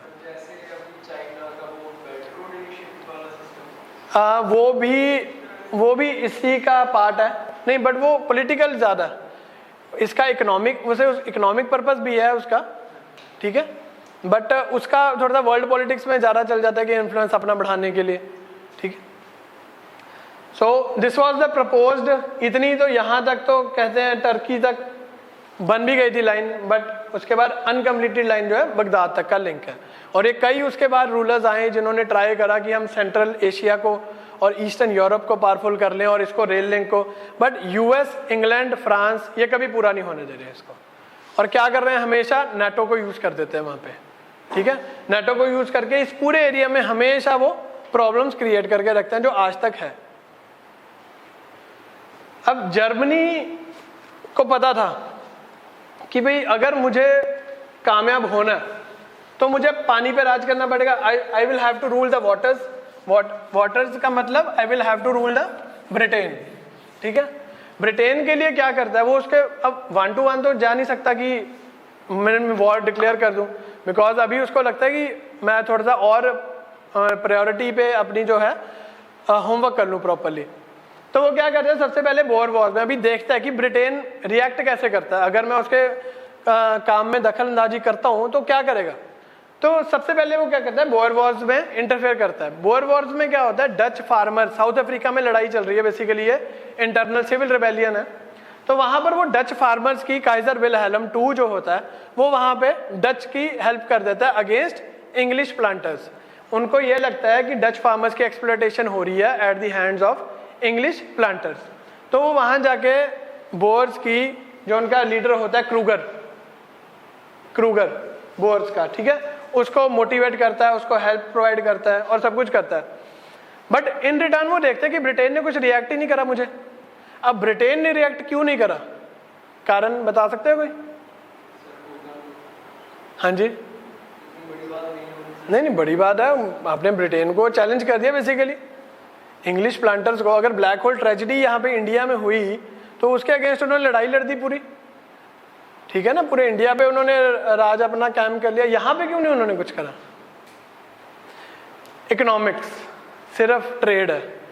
उसको लगता था कि अगर मैं जर्मनी के अगेंस्ट हो गया तो जर्मनी जो मेरी फिनिश प्रोडक्शन नहीं खरीदेगा, मेरे लिए मार्केट एक बंद हो जाएगा, ठीक है, या तो मैं उस पर कब्जा कर लूँ। ब्रिटेन अभी वो कर नहीं सकता, वो कहता है कि बहुत लड़ाइयाँ लड़ ली, अब थोड़ा सा पीसफुली चलना है। वो कहता है, ब्रिटेन कहता है कि नहीं, ये हम नहीं करेंगे, कोई बात नहीं, छोटी सी लड़ाई है। फिर बात आ जाती है छोटी सी, फिर वो क्या कहते हैं लोगों को कि चलो कोई ना, छोटी सी बात है। बट बात ये है कि जर्मनी को वो अवॉइड नहीं कर सकते कि अगर जर्मनी ने उनकी हैवी इंडस्ट्रीज की मार्केट जो है, ठीक है, ना रही वो, तो वो ट्रेड के ऑप्शंस कम हो जाएंगे। तो एट द एंड सारी बात है इकोनॉमी की। उसके बाद अब क्वीन विक्टोरिया जो है 1901 में भी उसकी डेथ हो जाती है, ठीक है, क्वीन विक्टोरिया 1। अब आपको मैं बाद में एक चीज दिखाऊंगा कि इट इज कुछ भी नहीं है, एक हैनोवर फैमिली है, ठीक है ना, जो रशिया का राजा है, जो जर्मनी का राजा है, या फिर जो इंग्लैंड का राजा है, ये सारे आपस में भाई हैं। ये एक बड़ी हैनोवर फैमिली है, उसी में से निकले हैं। और एंड में एक फैमिली चार्ट भी दिखाऊंगा, ये सब आपस में कजन्स हैं, ठीक है ना। तो क्वीन विक्टोरिया जब डेथ हो जाती है तो वहां पर सारे इकट्ठे होते हैं, शोक मनाने जाते हैं। वहां पे जर्मनी भी आता है, ब्रिटेन भी आता है। ब्रिटेन कहता है कि बड़ा दुख हुआ सुन के, ये होगा। जर्मनी कहता है कि तेरे साथ अब मेरा लेना देना नहीं कुछ, जब तक क्वीन विक्टोरिया थी हमारा फैमिली मेंबर तुम्हारी साइड पे था, तब तक हमारा रिलेशन था, अब हमारा कोई रिलेशन नहीं। ब्रिटेन तब भी नहीं कुछ कहता उसको। ब्रिटेन को क्यों? मार्केट का डर है कि अगर जर्मनी ने बायकॉट कर दिया, और प्लस बायकॉट करके उसके पास इतनी पावर है कि वो अपनी प्रोडक्शन खुद कर सकता है, तो हम तो जीरो हो जाएंगे ट्रेड में, तो वो वहां पर भी नहीं करता। अब इससे क्या होता है, कॉन्फिडेंस जर्मनी का और बढ़ जाता है कि देखो जी मैंने तो भरी सभा में वहां पे भी लड़ लिया, मैं इनसे बोर वॉर्स में भी इन्होंने कुछ के नहीं करा। अब वो अपना वो कहते हैं कि एक बार और इनको थोड़ा छेड़ के देखते हैं जरा इंग्लिश को, तो वो क्या कहता है, मोरक्को में चल जाता है। मोरक्को बेसिकली क्या होता है, फ्रेंच कंट्रोल के अंडर होता है, ठीक है। अब एक सीक्रेट एग्रीमेंट कर लेते हैं ब्रिटेन और फ्रांस, ठीक है। 1904 में एक सीक्रेट एग्रीमेंट कर लेते हैं ब्रिटेन और फ्रांस। उसमें ब्रिटेन कहता है कि ठीक है आज से हम आपस में नहीं लड़ेंगे, मैं इजिप्ट को देखूंगा the gateway to Asia and तू मोरक्को को देख द गेटवे टू अफ्रीका, ठीक है। फ्रांस कहते हैं ठीक है मेरे को कुछ तो मिल रहा है। तो अब जर्मनी को जब इस बात का पता लगता है कि जर्मनी कहते हैं कि ऐसे कैसे तुमने रैंडमली कर लिया, इसमें मेरा हिस्सा दो, मेरे को क्या है। तो वो क्या करता है जर्मनी, वहां पे जो सुल्तान ऑफ मोरक्को होता है उसको जाके उससे बात करता है और उसको इंटिमिडेट करता है अगेंस्ट फ्रेंच। वो कहता है कि तुम अपनी इंडिपेंडेंस के लिए लड़ो, ठीक है। वहां पे किंग कहते हैं कि मैं कैसे लड़ सकता हूँ, फ्रांस कहता है नहीं मैं सपोर्ट दूंगा तेरे को। तो जर्मनी की सपोर्ट से जो मोरक्को का राजा है वो फ्रेंच के अगेंस्ट रिबेलियन क्रिएट कर देता है, ठीक है, वहां पर।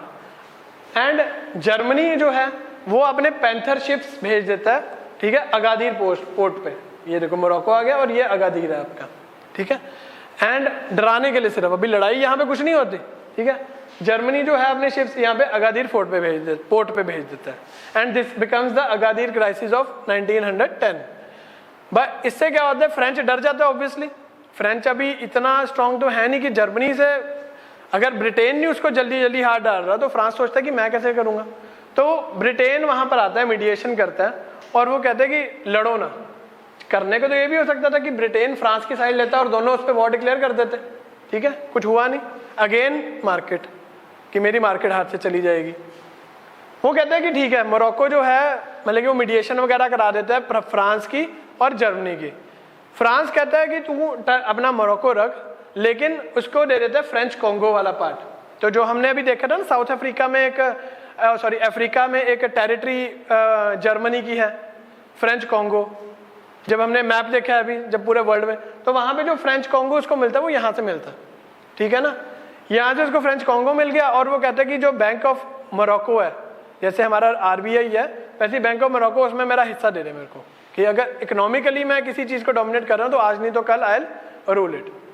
अब इससे जो है जर्मनी खुश तो होता नहीं है, लेकिन उसको पता लग जाता है कि ब्रिटेन अब कुछ भी नहीं कर सकता मेरा। ब्रिटेन को जर्मनी को लगता है कि ब्रिटेन मेरे से डरता है, बट ब्रिटेन बेसिकली सिर्फ क्या है, इग्नोर कर रहा है उसको। इग्नोर किस लिए कर रहा है, 2 पैसे के लिए। और अगर 2 पैसे कहीं और से उसको ज्यादा मिलेंगे जर्मनी को, वो कल को कभी भी अटैक कर सकता है। अब जर्मनी उसके बाद क्या कहता है, बड़ा डिसीजन ले लेता है। वो कहता है कि नहीं जी अब मेरे को क्या चाहिए, चाइना। जर्मनी डिक्लेयर कर देता है कि now I want half of China. अब अगर चाइना पे यानी कि साउथ ईस्ट एशिया पे अटैक कर दिया, जो उसकी तिजोरी है ब्रिटेन की, ब्रिटिश एम्पायर की, सारा इंडियन सब कॉन्टिनेंट, साउथ ईस्ट एशिया, ये सारा उस पर जब अटैक कर दिया, फिर ब्रिटेन कहता ठीक है बाहर में क्या तेरी मार्केट, ठीक है ना, मैं अपना मैनेज कर लूंगा, but now it has become my moral duty. अब अगर आप पढ़ रहे हो, ठीक है, कुछ आपका कोई सार में आपका दोस्त आ जाता है, वो आपसे एक चीज पूछता है कि यार ये बताइए जरा कैसे है, 2 चीजें पूछता है, इरिटेट हो गए थोड़ा थोड़ा, बट कोई बात नहीं, दोस्त है समझाना पड़ेगा 3, 4, 10 बार। अगले दिन वो कहता है कि मैं आपकी कॉपी लेके जा रहा हूँ, ठीक है, और वो जाता है, वो सारी फाड़ फूड़ के या फिर कॉफी कुफी उस पर फेंक के आ जाता है। So now it becomes your moral duty to, मतलब कि खड़े हो गए, you need to slap him. तो यहाँ पर ब्रिटेन ने भी वही करा कि यार ठीक है थोड़ा थोड़ा ठीक था, बट ये तो जारी हो गया, तू चाइना आधा मांग रहा है मेरे से। तो नाउ जो ब्रिटेन है वो उसको पता लग गया कि नहीं, मुझको आज नहीं तो कल World War I में जाना पड़ेगा और उसके लिए अलायंसेस बनाने पड़ेंगे। And what better than France and Russia. अब रशिया की स्टोरी भी देखते हैं हम कि क्यों मतलब कि इतनी दूर जाके रशिया के साथ दोस्ती करी ब्रिटेन ने, ठीक है। बट उससे पहले अब जर्मनी का तो हमें क्लियर हो गया कि जर्मनी ने पूरे मतलब कि except Italy as well as Austria, Hungary, बाकी सबसे दुश्मनी डाल ली, ठीक है ना। जर्मनी का यहां से हो जाता है, थोड़ा सा होल्ड पे रख लो पार्ट। अब रशिया और जर्मनी की लड़ाई क्यों हो रही है, ठीक है ना, वो सारी स्टार्ट हो रही है यहाँ से ईस्टर्न क्वेश्चन से। ईस्टर्न क्वेश्चन जैसे मैंने क्या बोला था कि कि all events completed the script of the first world war. अगर ये मूवी है तो यहाँ पर ईस्टर्न क्वेश्चन, ईस्टर्न एशिया में इसकी स्क्रिप्ट बनी गई, तू हीरो है, तू हीरोइन है, तू विलन है, तू इसमें सपोर्टिंग रोल है, सारा कुछ हो गया। उसके बाद जो शूटिंग है मूवी की वो हो रही है एशिया माइनर में, under the banner called, movie का नाम क्या है, ईस्टर्न क्वेश्चन। कि ईस्टर्न क्वेश्चन की बात है कि ईस्टर्न जो यूरोप है उस पर राज कौन करेगा, बस ये है ईस्टर्न क्वेश्चन। और ये सिंगल 2 वर्ड्स जो हैं इतने इंपॉर्टेंट हैं, तो थ्योरेटिकली भी, समझने के लिए भी, आंसर में भी, मटेरियल के लिए भी बहुत इंपॉर्टेंट है। और बिस्मार्क ने ये बोला था कि I shall not live to see the great war but you will see it and it will start from the east. Bismarck ने बहुत पहले ही बोल दिया था कि अगर कल को वर्ल्ड वॉर होएगी तो वो ईस्टर्न यूरोप से ही स्टार्ट होएगी, ठीक है ना। और मैं उसमें नहीं होऊंगा, बिकॉज अगर मैं जब तक हूँ तब तक मैं बहुत ही एक मतलब कि एक पीसफुल सी अप्रोच, एक बड़ी सटल सी अप्रोच, एक साइलेंट सी अप्रोच करूँगा। बट मेरे बाद इंपीरियलिज्म, नेशनलिज्म ये इतने अलग लेवल पे पहुँच जाएंगे कि ये लड़ाई होएगी and it will start from east. अब ये जो स्टेटमेंट है ये एनसीईआरटी का बैक क्वेश्चन है, ठीक है ना। तो एनसीईआरटी के बैक क्वेश्चन से ही वर्ल्ड हिस्ट्री का कॉपी पेस्ट होकर आपको यूपीएससी पीसीएस में क्वेश्चंस आएंगे। तो अगर जो भी हम चीज़ कर रहे हैं, ठीक है, जो चैप्टर्स हमारे पूरे हो गए और नहीं तो कुछ उसके पीछे वाले जो सारे क्वेश्चन है उसको अटेम्प्ट करो घर जाके, ठीक है ना। इससे पता लग जाएगा कि क्या क्या हमने करना है। और प्लस एक बात बता दूं कि ये वाला जो चैप्टर है वर्ल्ड फ्रॉम 1900 टू 1919, ये मैं एनसीईआरटी के हिसाब से अभी नहीं करा रहा, ठीक है, क्योंकि उसमें थोड़ा सा ना मिक्सअप सा करके दिया हुआ है। तो इसको मतलब कि मैं अपने हिसाब से और सोर्सेज से इकट्ठा करके सारा एनसीईआरटी वाले पार्ट्स भी जो रह गए, जैसे इसमें Turkey as a sick man नहीं आएगा, अभी बाद में आएगा।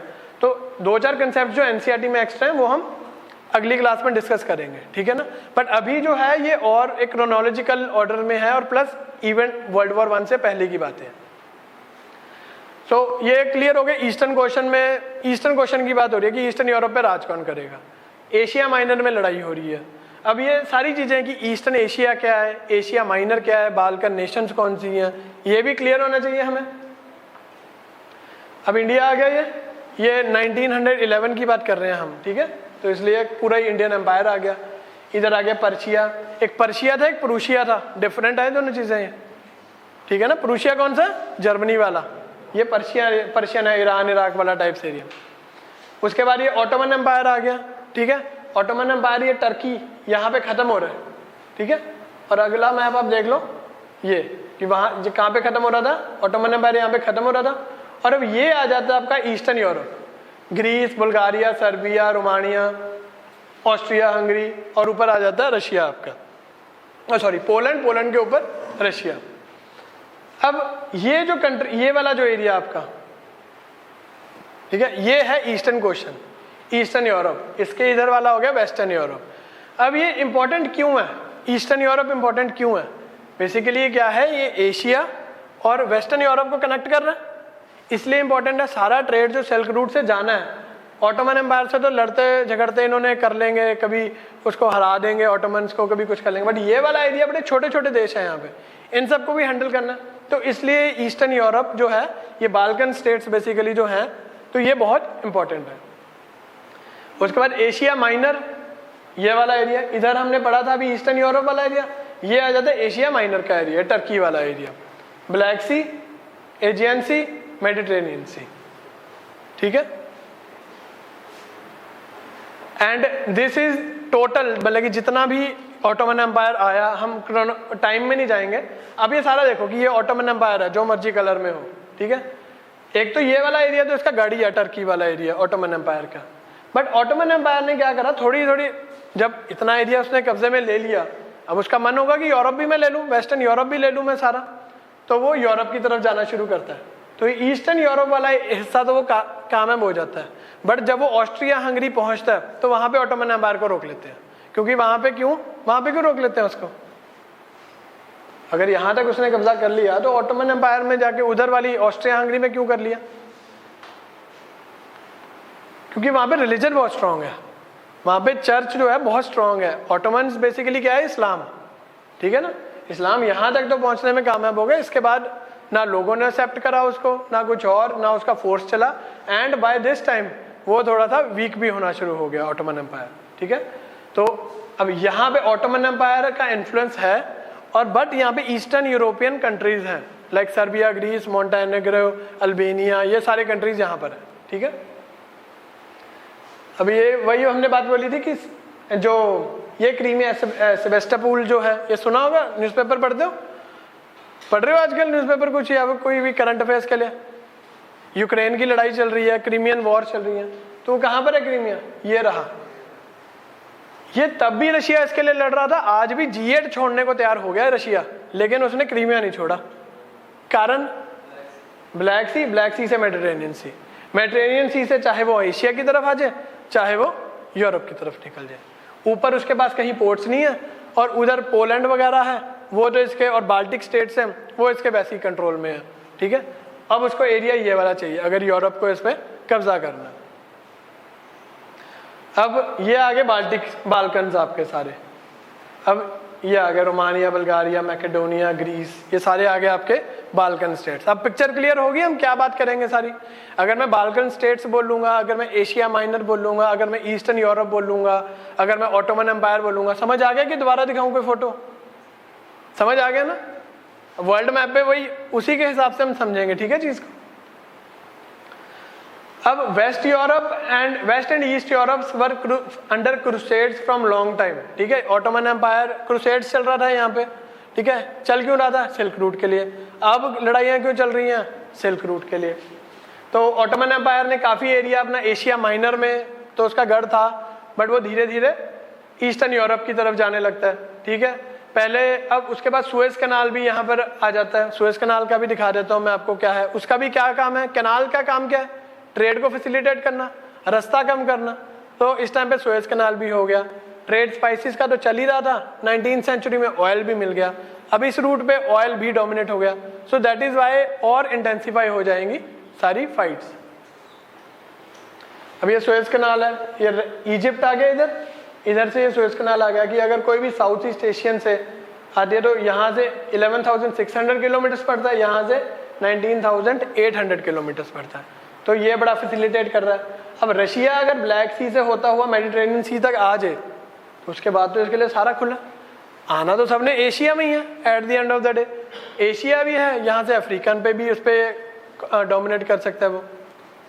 तो ये आ गया आपका सुएज कनाल। अब ऑटोमन एम्पायर क्या है? वीकनिंग शुरू होगी ऑटोमन एम्पायर की। Ottoman empire means Turkey. ठीक है, टर्की एंड ईस्टर्न यूरोप, जो हमने पढ़ा था ना कि ईस्टर्न यूरोप की कंट्रीज हैं। तो ऑटोमन एम्पायर की दो बाजू हैं। ठीक है, एक तो टर्की है और एक ईस्टर्न कंट्रीज है, ईस्टर्न यूरोपियन कंट्रीज है।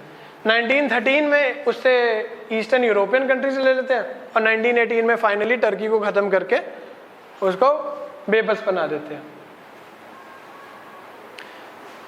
अब थोड़ा सा इसके बैकग्राउंड में कि ऑटोमन एम्पायर जब स्टार्ट हुआ तो उसके बाद क्या स्टोरी बनती है। ठीक है, Ottoman Empire was successful in controlling Eastern Europe, but when they tried to enter Western Europe, they were stopped by the Austria. ठीक है, ऑस्ट्रिया हंगरी में, वियना में। बट जहाँ तक उनका एरिया था, ईस्टर्न यूरोप की बात करें हम, जहाँ तक रुक गए, चलो ठीक है आगे नहीं गए क्योंकि यहाँ पे चर्च बहुत स्ट्रॉन्ग थी, बट यहाँ तक जब गए चर्च का इन्फ्लुएंस तो यहाँ पर भी था। ठीक है ना, अब यहाँ पे आ गया मुस्लिम कम्युनिटी भी आ गई और क्रिश्चियंस कम्युनिटी भी आ गई। तो अब दो कम्युनिटीज आपस में आ गई तो कन्फ्यूजन होएगा। कन्फ्यूजन होगा तो रिवोल्ट्स चलेंगी, रिबेलियंस चलेंगी, सब कुछ चलेगा। सारे देश कहेंगे कि नहीं जी हमने ऑटोमन एम्पायर के अंडर नहीं रहना, हमने इंडिपेंडेंस चाहिए, हमें अलग करो या ऑटोनॉमी दो। तो ईस्टर्न यूरोपियन कंट्रीज जो थे, इन्होंने धीरे धीरे जब ऑटोमन एम्पायर वीक होना शुरू हुआ 20th सेंचुरी में, ठीक है, तो अपने आप को इंडिपेंडेंट घोषित कर दिया। मोंटेनेग्रो, सर्बिया, ग्रीस, इन्होंने सीरीज में अपने आप को वो इंडिपेंडेंट घोषित कर दिया। अब जब कुछ कंट्रीज ने इस वाले एरिया में से अपने को इंडिपेंडेंट कर दिया तो और भी कंट्रीज कहेंगे कि मैं भी अपने को इंडिपेंडेंट करूं। उसके लिए वो एफर्ट्स करेंगे। एफर्ट्स क्या करेंगे कि ऑटोमन एम्पायर से वो दूर जाना शुरू कर दें। अब जब ऑटोमन एम्पायर से दूर जाएंगे, ठीक है, तो अनरेस्ट सा क्रिएट हो जाएगा और इस अनरेस्ट का फायदा कौन उठाएगा? यहाँ पे अब रशिया। रशिया क्या बोलेगा कि हम सारे क्रिश्चियंस हैं। जब उसको बोलना होगा कि हम स्लैव्स हैं तो स्लैव्स हैं, जब वो बोलेगा कि नहीं हम क्रिश्चियंस हैं तो क्रिश्चियंस हैं, तो ऐसे करके वो कह रहे कि नहीं वी ऑल आर क्रिश्चियंस और ऐसा करो तुम सारे मेरे इन्फ्लुएंस में आ जाओ। एंड यहाँ पर रशिया जो है वो ईस्टर्न जो यूरोप है उसको यूज करेगा for her own political and economic motives. अब दोबारा से एक बार देख लो, ठीक है ना, ये टर्की हो गया, ये वाले सारे आपके बाल्कन स्टेट्स हैं। अब Russia had to rely only on eastern Europe to fulfil his national desires. अब वही बात आ गई कि रशिया सिर्फ ईस्टर्न यूरोप में ही क्यों जा रहा है और कहीं क्यों नहीं जा रहा। उसका कारण वही है कि नॉर्थ से आएगा, आर्कटिक है, वहाँ पे फ्रोजन वाटर्स हैं, साउथ में आएगा लैंड मासीज हैं, वेस्ट में जाएगा यूएस आ गया, अकेला उसके लिए क्या बचा एक्सपैंड करने के लिए, ईस्टर्न यूरोप। तो वो ईस्टर्न यूरोप में अपने आप को एक्सपैंड करने की कोशिश करेगा। And this the modern phase of this Russia की, जब रशिया में रशियन रेवोल्यूशन आ रहा है, ये आ रहा है, तो एक मॉडर्न रशिया की जो नींव है वो 18वीं सेंचुरी में पीटर द ग्रेट ने रखी थी। उसने बोला था कि warm water policy, warm water policy के अंडर वो क्या कहता था कि हमें बाल्टिक सी और ब्लैक सी इन दो पे कब्जा करना है। बाल्टिक सी तो हो गया जब रशिया से हम टुवर्ड्स बाल्टिक स्टेट्स चले जाते हैं, ठीक है ना, और ब्लैक सी ये वाला सारा एरिया। अब जो क्रीमिया की लड़ाई हो रही है आज भी जो हो रही है, तो उसके लिए वो रशिया ने G8 को छोड़ दिया कि मैं G8 को छोड़ दूंगा बट मैं क्रीमिया को नहीं छोड़ सकता। क्यों? क्योंकि इससे उसको ब्लैक सी का एक्सेस मिल गया, ब्लैक सी से उसको मेडिटेरेनियन का एक्सेस मिल गया, मेडिटेरेनियन से उसको एशिया और यूरोप दोनों का एक्सेस मिल गया। सो इसलिए वो क्रीमिया इतना ज़्यादा, और यूक्रेन इन पर्टिकुलर बहुत इंपॉर्टेंट है उसके लिए। अब ईस्टर्न यूरोप में बहुत कंफ्यूजन आ गई, ठीक है ना। ईस्टर्न यूरोप में वो जाता है, वो कहता है कि हम जो है, पहले तो वो ऑटोमन्स के अगेंस्ट कैसे करता है, वो बोलता है क्रिश्चियंस कि वी आर क्रिश्चियन ब्रदर्स और इसलिए ऑटोमन के हम अगेंस्ट जाएंगे। बट वहाँ पे फ्रांस भी होता है, ठीक है। अब वो याद है आपको migration of Greek scholars from after the fall of Constantine to Rome, जो ग्रेट स्किज्म था, हमने पढ़ा था। तो यहाँ पर अब एक तरफ आ जाता है फ्रांस, एक तरफ आ जाता है रशिया। रशिया कहता है कि मैं ईस्टर्न ऑर्थोडॉक्सी को ही फॉलो करूंगा, ठीक है, वो वहाँ पे अपनी चर्च बनाता है। फ्रेंच कहते हैं नहीं, हम जो रोम वाला हमारा पोप है हमने उसकी अथॉरिटी करनी है। यहाँ पे इनका कॉन्फ्लिक्ट आ गया, और ऑटोमन एम्पायर के साथ रशिया को ने कैसे ले लिया सब क्रिश्चियंस को अपने अगेंस्ट, और यहाँ पे फ्रेंच के साथ वो फेस ऑन फेस आ गया कि यहाँ पर अब मैंने अपना इन्फ्लुएंस करना है। तो जब अब फ्रांस और रशिया की आपस में इश्यूज चल रहे हैं, ठीक है, तो इनको मीडिएट कौन कराएगा? कौन कराता है मीडिएट हमेशा? ब्रिटेन। अब ब्रिटेन आ जाता है। अब ब्रिटेन कहाँ, ब्रिटेन अभी मीडिएशन में आएगा, उससे पहले अब क्रीमियन वॉर्स को पढ़ लेते हैं कि जब ये दोनों का फ्रेंच का और इनका इशू चल रहा है, तो क्रीमियन वॉर्स हो जाते हैं बिटवीन रशिया एंड टर्की। जब वो क्रिश्चियंस का, मुस्लिम्स वर्सेस क्रिश्चियंस कर रहा है, ठीक है, और फ्रांस भी उसके एंटी है, तो फ्रांस और ये टर्की ये इकट्ठे हो जाते हैं और रशिया एक साइड पे रह जाता है, और आपस में लड़ाई होती है, जिसको क्या कहते हैं? क्रीमियन वॉर्स 1854 एंड 56, ठीक है। इसमें अब रशिया हार गया, इसकी काफ़ी पॉलिसीज रख देते हैं कि अब से जो है वो टर्की के पास ही सारा इन्फ्लुएंस रहेगा, ठीक है, वहाँ पे। बट शर्त क्या रखते हैं कि जो टर्की है वहाँ पे क्रिश्चियन राइट्स को बचाएगा। ईस्टर्न यूरोप में जो क्रिश्चियंस के राइट्स हैं उनको बचाएगा कौन? टर्की। अब ठीक है, वहाँ पे जो टर्की का राजा वो वापस जाता है, बट वो अपना प्रॉमिस नहीं रखता, ठीक है। प्रॉमिस ना रखने की वजह से जो कन्फ्यूजन और जो लड़ाइयाँ आपस में ऑलरेडी चल रही होती हैं, तो वो दोबारा चल जाती हैं। तो नाउ बुल्गारिया को लगता है कि नहीं, जो ये है नहीं कर पा रहा, टर्क्स जो है वो क्रिश्चियन राइट्स को नहीं प्रोटेक्ट कर पा रहे, तो Bulgaria one of the eastern European country, वो क्या करता है? टर्की पे अटैक करने की पूरी प्लानिंग कर लेता है। अब टर्की पे जब उसने अटैक करना है, ठीक है, उसको रशिया को पता लग गया कि पहले भी मैं हार चुका हूँ जब वहाँ पे वो फ्रांस ने उसको हरा दिया, ठीक है ना, तो अब वो कहता है दोबारा हार जाऊंगा। अब वो कहता है बुल्गारिया के साथ में मिलकर उसकी बैक पे खड़ के उसको सपोर्ट करूंगा एंड आई विल फाइट।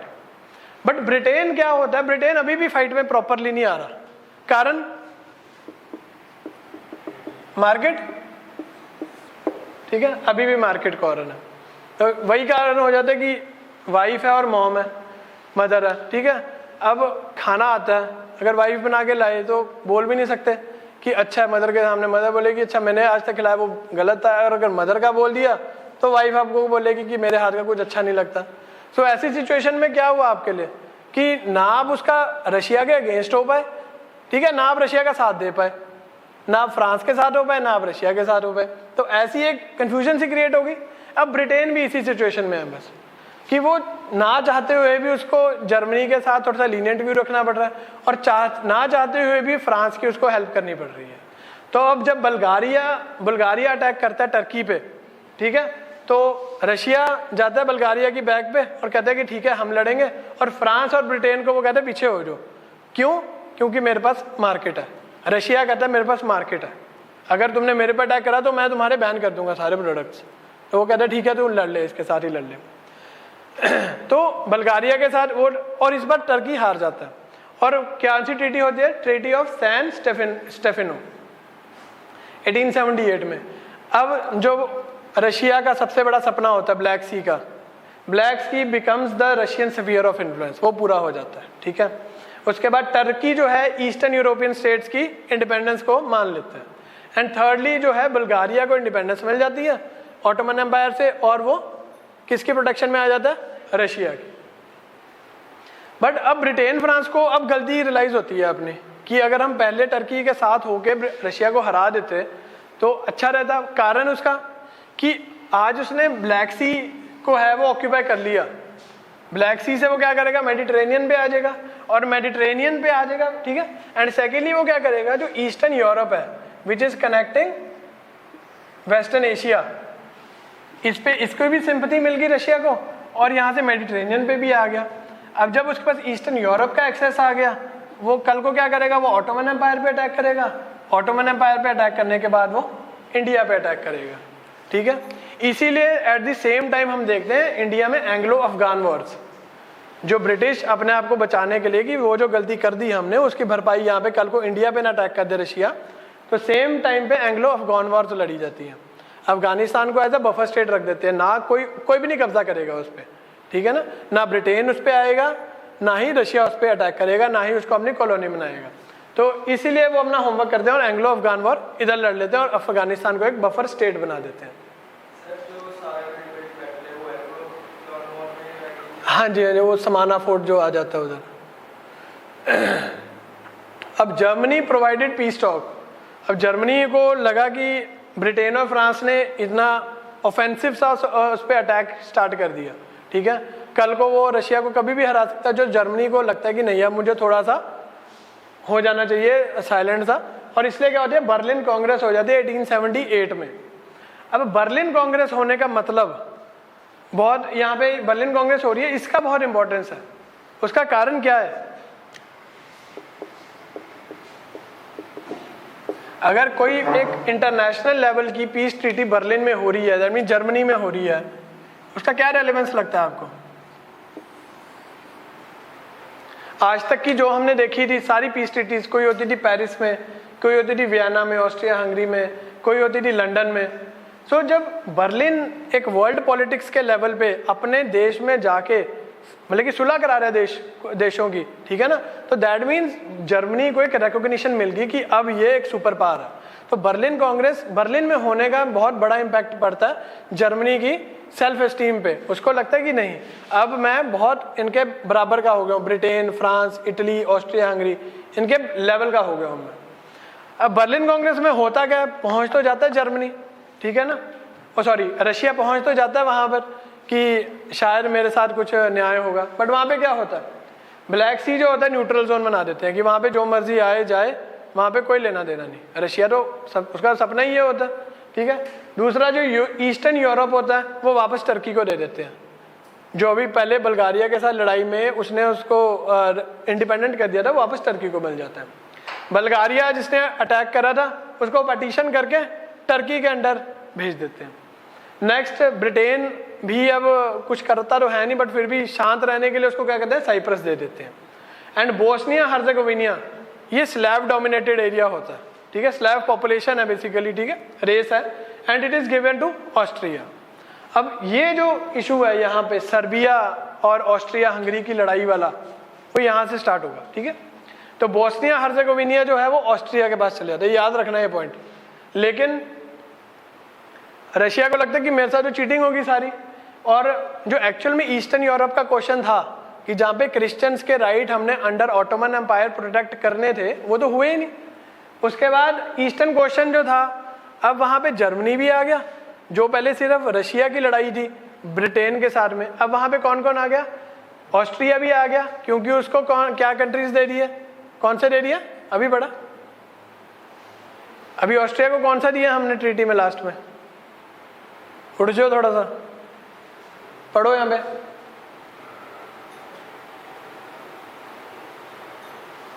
कौन सा दिया बोल दो। ठीक है, अब ऑस्ट्रिया भी आ गया ईस्टर्न क्वेश्चन में, जर्मनी ने पीस टॉकिंग कराई है, रशिया तो वैसे ही है, ब्रिटेन का इंटरेस्ट था, तो सारे हो गए इन्वॉल्व। तो इसलिए जब ईस्टर्न यूरोप में, ईस्टर्न यूरोप के क्वेश्चन में कि कौन यहाँ पे कैसे रखना है, क्या सिस्टम बनाना है, जब सारे कंट्रीज आ जाते हैं तो it becomes the eastern question, और यहाँ पर ही होएगी स्टार्ट हमारी वर्ल्ड वॉर 1।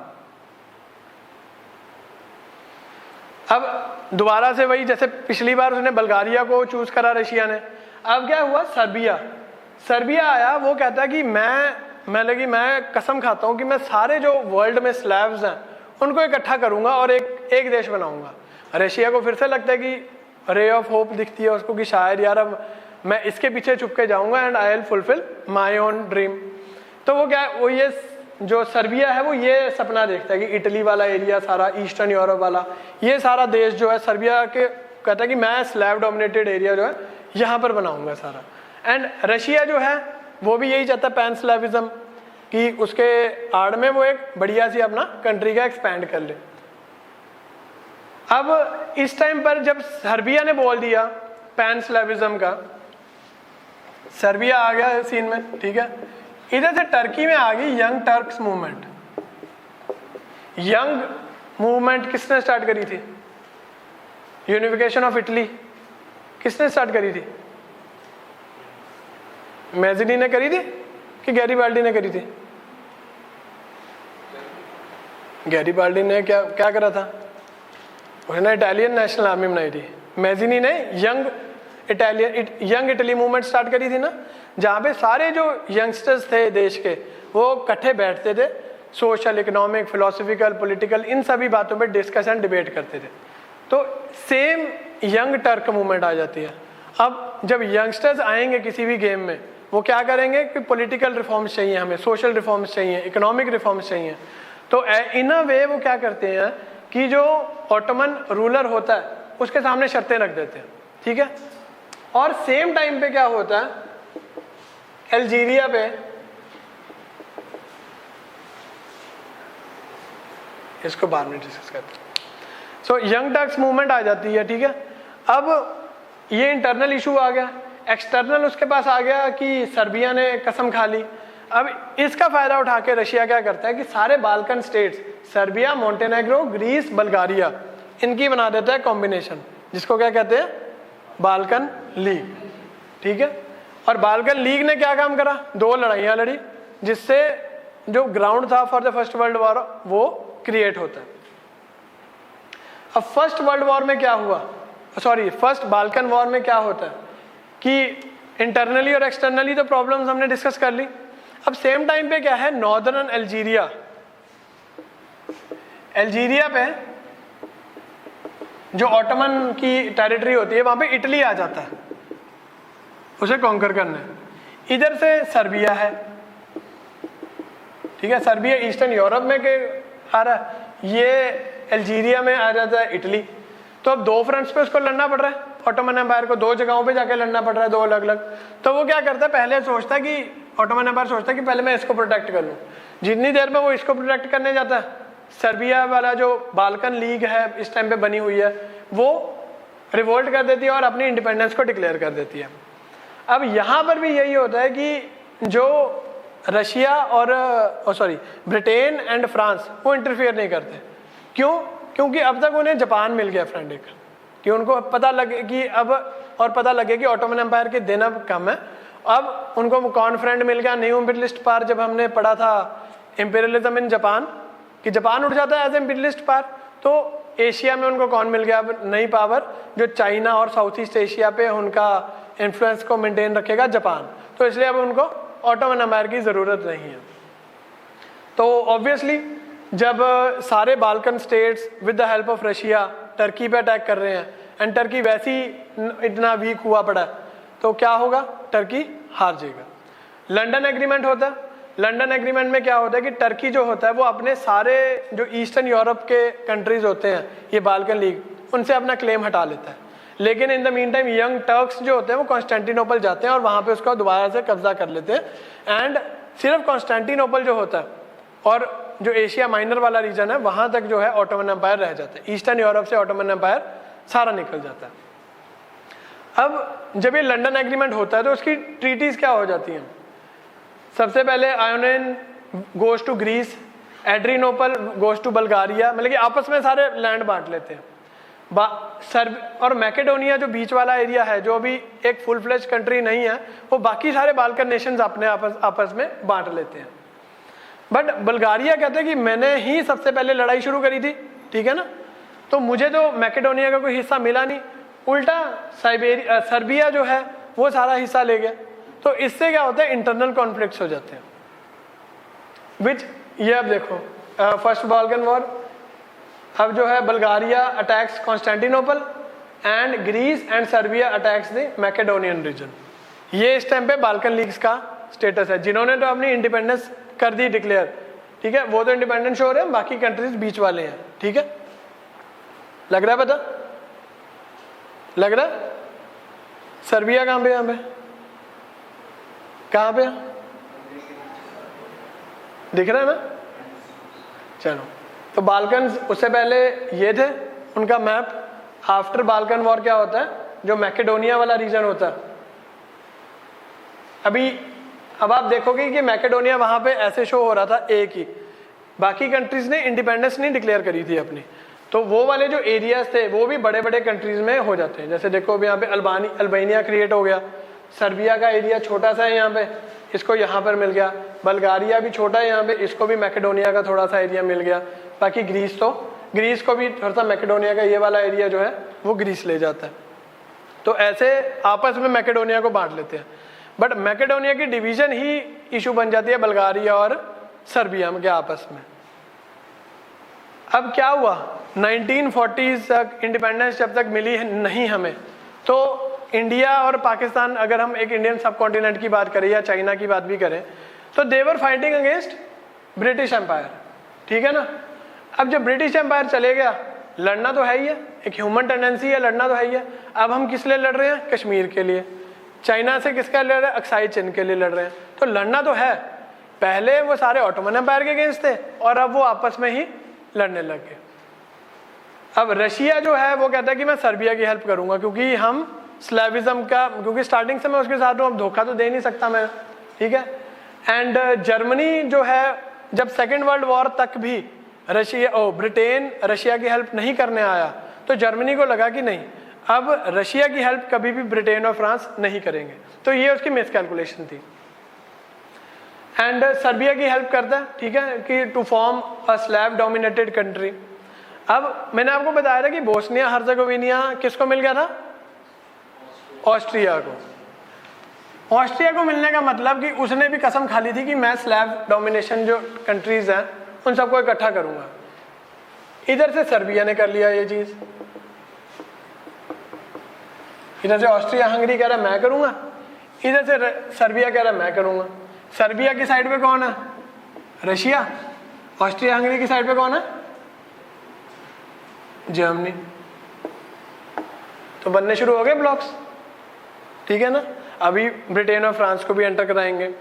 तो सर्बिया कहता था कि मैं सारे स्लैब्स को इकट्ठा करके कौन सा देश बनाऊंगा, जिसका नाम रखूंगा यूगोस्लाविया। अब ऑस्ट्रिया हंगरी कहता है कि ये कैसे, सर्बिया कैसे कर लेगा, तो मैं करूंगा। क्योंकि जब यूनिफिकेशन ऑफ जर्मनी हो रही थी तब भी वो वहां पे कोशिश कर रहा था कि नहीं मैं कराऊं, ठीक है। जब यूनिफिकेशन ऑफ इटली होने लगी तो वो कहता है वहां पर भी मैं ही यूनिफिकेशन कराऊं। बट ऑस्ट्रिया हंगरी की पूरी हिस्ट्री में एक सबसे इशू रहता है कि अगर वहां पे मल्टी एथनिसिटी है, वहां पे सारे मतलब कि स्लैब्स भी हैं, क्रोशियंस भी हैं, इंग्लिश भी है, सारी रेस जो है, हर रेस का एक कोई ना कोई रहता है। बन गए हमारे बाल्कन्स। सेकेंड वर्ल्ड वॉर के बाद क्या हुआ?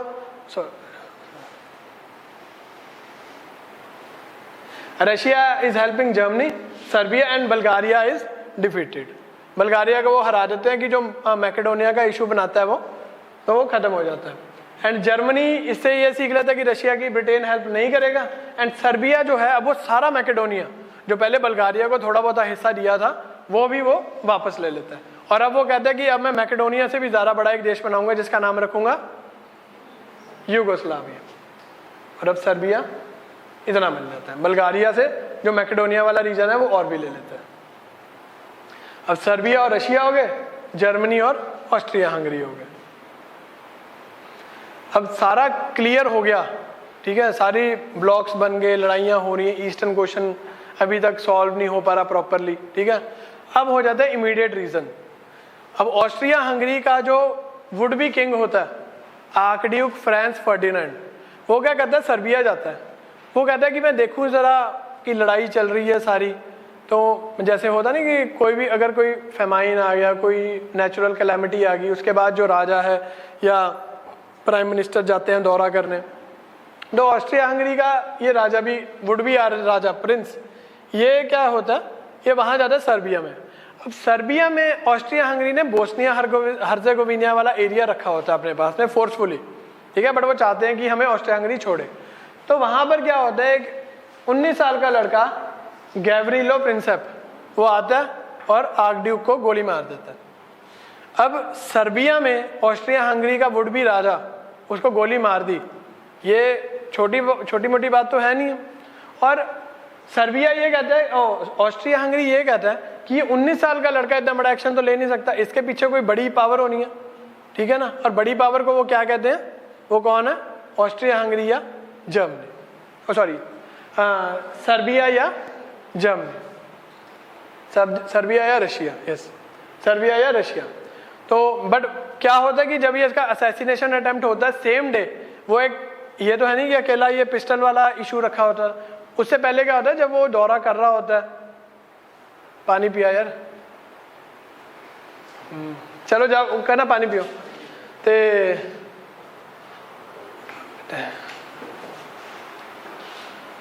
हाँ, तो सेम डे क्या होता है, जब वो पूरा रास्ता घूम रहा होता है तो एक बार पहले बॉम्ब अटेम्प्ट भी होता है, वहाँ पे बॉम्ब फेंक देते हैं लेकिन वो बच जाता है। बट फिर भी आर्कड्यूक जो है वो अपनी जो कॉन्वॉय है वो पूरा कंटिन्यू रखता है और बाद में वो इसको गैवरिलो प्रिंसेप जो होता है वो गोली मार देता है। अब ऑस्ट्रिया हंगरी इस पर बड़ा एग्रेसिव हो जाता है, वो सर्बिया को कहता है कि मेरी कुछ शर्तें हैं, ठीक है ना, वो तुझे माननी पड़ेंगी। और वो शर्तें क्या हैं कि सारी जो एंटी ऑस्ट्रियन एक्टिविटीज़ है उसको बंद करना पड़ेगा, और ये जो Gavrilo Prinsep black hand association होती है, सोसाइटी सीक्रेट सोसाइटीज़ होती हैं, जैसे अब हाँ सीक्रेट सोसाइटीज़, जैसे अब ड्यूरिंग इंडिपेंडेंस हम उसको रेवोल्यूशनरी तो नहीं कह सकते, बट सीक्रेट सोसाइटीज़ लाइक नौजवान सभा मूवमेंट जिसमें भगत सिंह के सारे एक्शंस होते हैं, ठीक है ना, तो वो सीक्रेटली, क्योंकि उनके काम करने का तरीका कुछ और है, ठीक है ना। अब जब क्विट इंडिया मूवमेंट चलती है तो एक अंडरग्राउंड रेडियो चलता है उसमें, ठीक है। अब अंडरग्राउंड रेडियो चलाता कौन था, वो आप नाम देखोगे कौन चलाता था रेडियो वो, ठीक है। तो ऐसी सीक्रेट ऑर्गेनाइजेशन थी और उसमें से एक सीक्रेटली ये गैवरिलो प्रिंसेप आता है और वो ही assassinates the king of the would be king of Austrian Hungary, ठीक है ना। अब जुलाई 23 को ऑस्ट्रिया हंगरी सर्बिया को कहता है कि या तो मेरी शर्तें मान ले, नहीं तो मैं बताऊंगा। अब ऑस्ट्रिया हंगरी का इतना बड़ा कॉन्फिडेंस कैसे कि वो अकेला जाके लड़ाई डिक्लेयर कर रहा है, क्योंकि उसके पीछे खड़ा है जर्मनी। क्यों? क्योंकि जर्मनी अब यहाँ पे क्या स्टैंड लेता है कि बेसिकली क्या है, ऑस्ट्रिया हंगरी का जो तुम्हारा राजा है वो हैनोवर फैमिली का ही मेंबर है। अभी हमने करा था कि सारे जो रशिया, ऑस्ट्रिया हंगरी, जर्मनी सारे राज्य हैं आपस में भाई भाई हैं, तो कहता है हैनोवर फैमिली का मेंबर है एंड हैनोवर फैमिली की प्रोटेक्शन इज जर्मनी की रिस्पॉन्सिबिलिटी, और इसलिए तू क्या कर, तू डिक्लेयर कर दे वॉर या अपनी शर्तें मनवा ले, ठीक है। उसके बाद वो शर्तें रखता है, सर्बिया जो होता है वो कहता है कि नहीं जी थोड़ा सा ठीक ठाक कर लो। 28 जून को ये इंसिडेंट होता है, 28 जुलाई को जो होता है ऑस्ट्रिया हंगरी जो है सर्बिया पे वॉर डिक्लेयर कर देता है। सर्बिया पे वॉर डिक्लेयर करने के बाद सेम डे फियरिंग जर्मनी, अब जर्मनी को ये लगता है कि रशिया कहीं, क्योंकि रशिया उसकी सर्बिया की हेल्प करता है, तो रशिया को ये डर लगने लग जाता है कि कहीं मेरे पे ना अटैक कर दे जर्मनी। तो रशिया अपनी जो आर्मी है वो मोबिलाइज करने लग जाता है, यहाँ पे स्टेशन कर देता है। ठीक है, जर्मनी ने अभी तक कुछ करा नहीं, सिर्फ एंटीसिपेशन में ये करता है। अब जर्मनी को ये लगता है कि ये मोबिलाइजेशन मुझे काउंट, मतलब कि डिफेंसिव नहीं है, ऑफेंसिव है, कि मेरे पे अटैक करने के लिए है। उसको ये लगता है कि अगर आज यहाँ पर करा है तो कल को फ्रांस भी इसका दोस्त है, वो मेरे इधर है, तो वो भी मेरे पे अटैक करेगा। तो मुझे कोई ऐसा प्लान बनाना पड़ेगा कि रशिया और फ्रांस दोनों को इकट्ठों को मुझको देखना पड़ेगा। तो ईस्ट और वेस्ट फ्रंट पे दोनों पे लड़ाई लगने लगी है, तो वो कुछ ऐसा प्लान बनाएगा जिससे वो फर्स्ट वर्ल्ड वॉर को स्टार्ट कर देगा। अब रशिया की मूवमेंट को ये देख के 4 अगस्त को जर्मनी जो है वो रशिया पे डिक्लेयर वॉर कर देता है, एंड फ्रांस पे भी 1 अगस्त को Germany declare war on Russia, and on 4 August Germany declare war on France. सबने लड़ाइयाँ छेड़ दी आपस में। अभी तक ब्रिटेन आया नहीं, ब्रिटेन पॉलिटिकली एसोसिएटेड है with France, and with France है, और फ्रांस किसका दोस्त है? रशिया का, तो ऑटोमेटिकली इन तीनों का ग्रुप बन जाता है। अब जापान को लगता है कि जर्मनी उधर बिजी हो गया। अब जापानी साइड पे देखी थी जर्मन ट्रीटीज, जर्मन टेरिटरीज कुछ थी, है ना, तो जापान क्या होता है वो वाली ओवरटेक करने लग जाता है। टर्की एंड बुल्गारिया ऐसे छोटे देश जो है वो दे ज्वाइन जर्मनी। अब बुल्गारिया को क्या कहता है और टर्की को क्या कहता है जर्मनी, कि मैं जो बगदाद टू बर्लिन वाली ट्रेन बनाऊंगा उसमें तुम्हारा हिस्सा मैं तुमसे दे दूंगा, जो ट्रेड का तुम्हें ऑटोनॉमी चाहिए होगी वो तुम्हारे को दे दूंगा। तो इसलिए टर्की और बुल्गारिया जो है वो ज्वाइन कर लेते हैं जर्मनी को। अब बचा इटली सिर्फ। इटली के ऊपर ना यहाँ पे एल्प माउंटेन्स है, बेसिकली नेचुरल बाउंड्री है उसकी, ठीक है ना, तो ऊपर सारे एरिया में चल रही है लड़ाई, ठीक है। तो इस एल्प्स के करके ना उसके पास कुछ टाइम है अभी सोचने के लिए कि कौन जीतेगा कौन हारेगा। ऑब्वियसली मैं जीतने वाली पार्टी के पास जाऊंगा, तो अभी उसके पास टाइम है, बट अल्टीमेटली क्या होगा, वो ब्रिटेन को चूज कर लेगा, क्योंकि उसको पता लग जाएगा कि जर्मनी जो है वो बहुत ही एक मिजरेबल कंडीशन में है, and Germany is bound to get defeated. अब जो हैनोवर फैमिली की बात कर रहा था मैं आपको, ये देखो, king Frederick William III of Prussia and duchess of Strelitz. अब ये सारे इनका फैमिली ट्री है, और फैमिली ट्री से होते होते Kaiser Wilhelm II German emperor इसी फैमिली से आ रहा है, king George V king of England इसी फैमिली से आ रहा है, and tsar Nicholas II emperor of Russia इसी फैमिली से आ रहा है। सो सारे जो यूरोपियन कंट्रीज के मेन राजे हैं वो सारे इसी फैमिली के हैं। क्वीन विक्टोरिया यहाँ पर है, ये देखो, क्वीन विक्टोरिया ऑफ इंग्लैंड। तो ये हैनोवर फैमिली ही है जो बेसिकली सारे यूरोप को रूल कर रही थी अलग अलग जगहों पे जाके। सारे भाई वगैरह हैं यहाँ पे नीचे। अब ट्रेजेडी ऑफ मिस कैलकुलेशन। अब जर्मनी जो है वो ये सोच के बैठा है कि रशिया की हेल्प कभी ब्रिटेन नहीं करेगा, या वो उसको जो अपना प्लान बनाता है श्लाइफल प्लान, वो उसका बुरी तरह से फेल हो जाता है। श्लाइफल उसका एक आर्मी जनरल होता है बेसिकली, वो कहता है कि हमने वेस्ट और ईस्ट की, और वो ये 1905 के आसपास, आई गेस 1905 के आसपास ये प्लान बना देता है श्लाइफल। जर्मनी ये तैयार रखता है अपना प्लान, क्योंकि उसको पता होता है कि आने की, बिस्मार्क ने बोला था ना कि लड़ाई होएगी बड़ी, and it will start in the east. इसलिए जर्मनी के पास एक प्लान ऑलरेडी रेडी था कि रशिया भी मेरा दुश्मन है और फ्रांस भी दुश्मन मेरा, अगर मैं बीच में बैठा हूं तो मेरे पे वेस्ट और ईस्ट फ्रंट दोनों से मेरे पे अटैक होगा, एंड उसके लिए मुझे पहले ही काम करना पड़ेगा।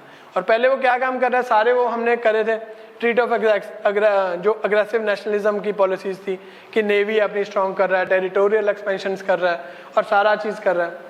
तो श्लाइफल प्लान जो है था बेसिकली, अभी ब्रीफली बता देता हूँ। जर्मनी आ गया, इधर फ्रांस आ गया, ये बेल्जियम आ गया, ये आपका आ गया रशिया।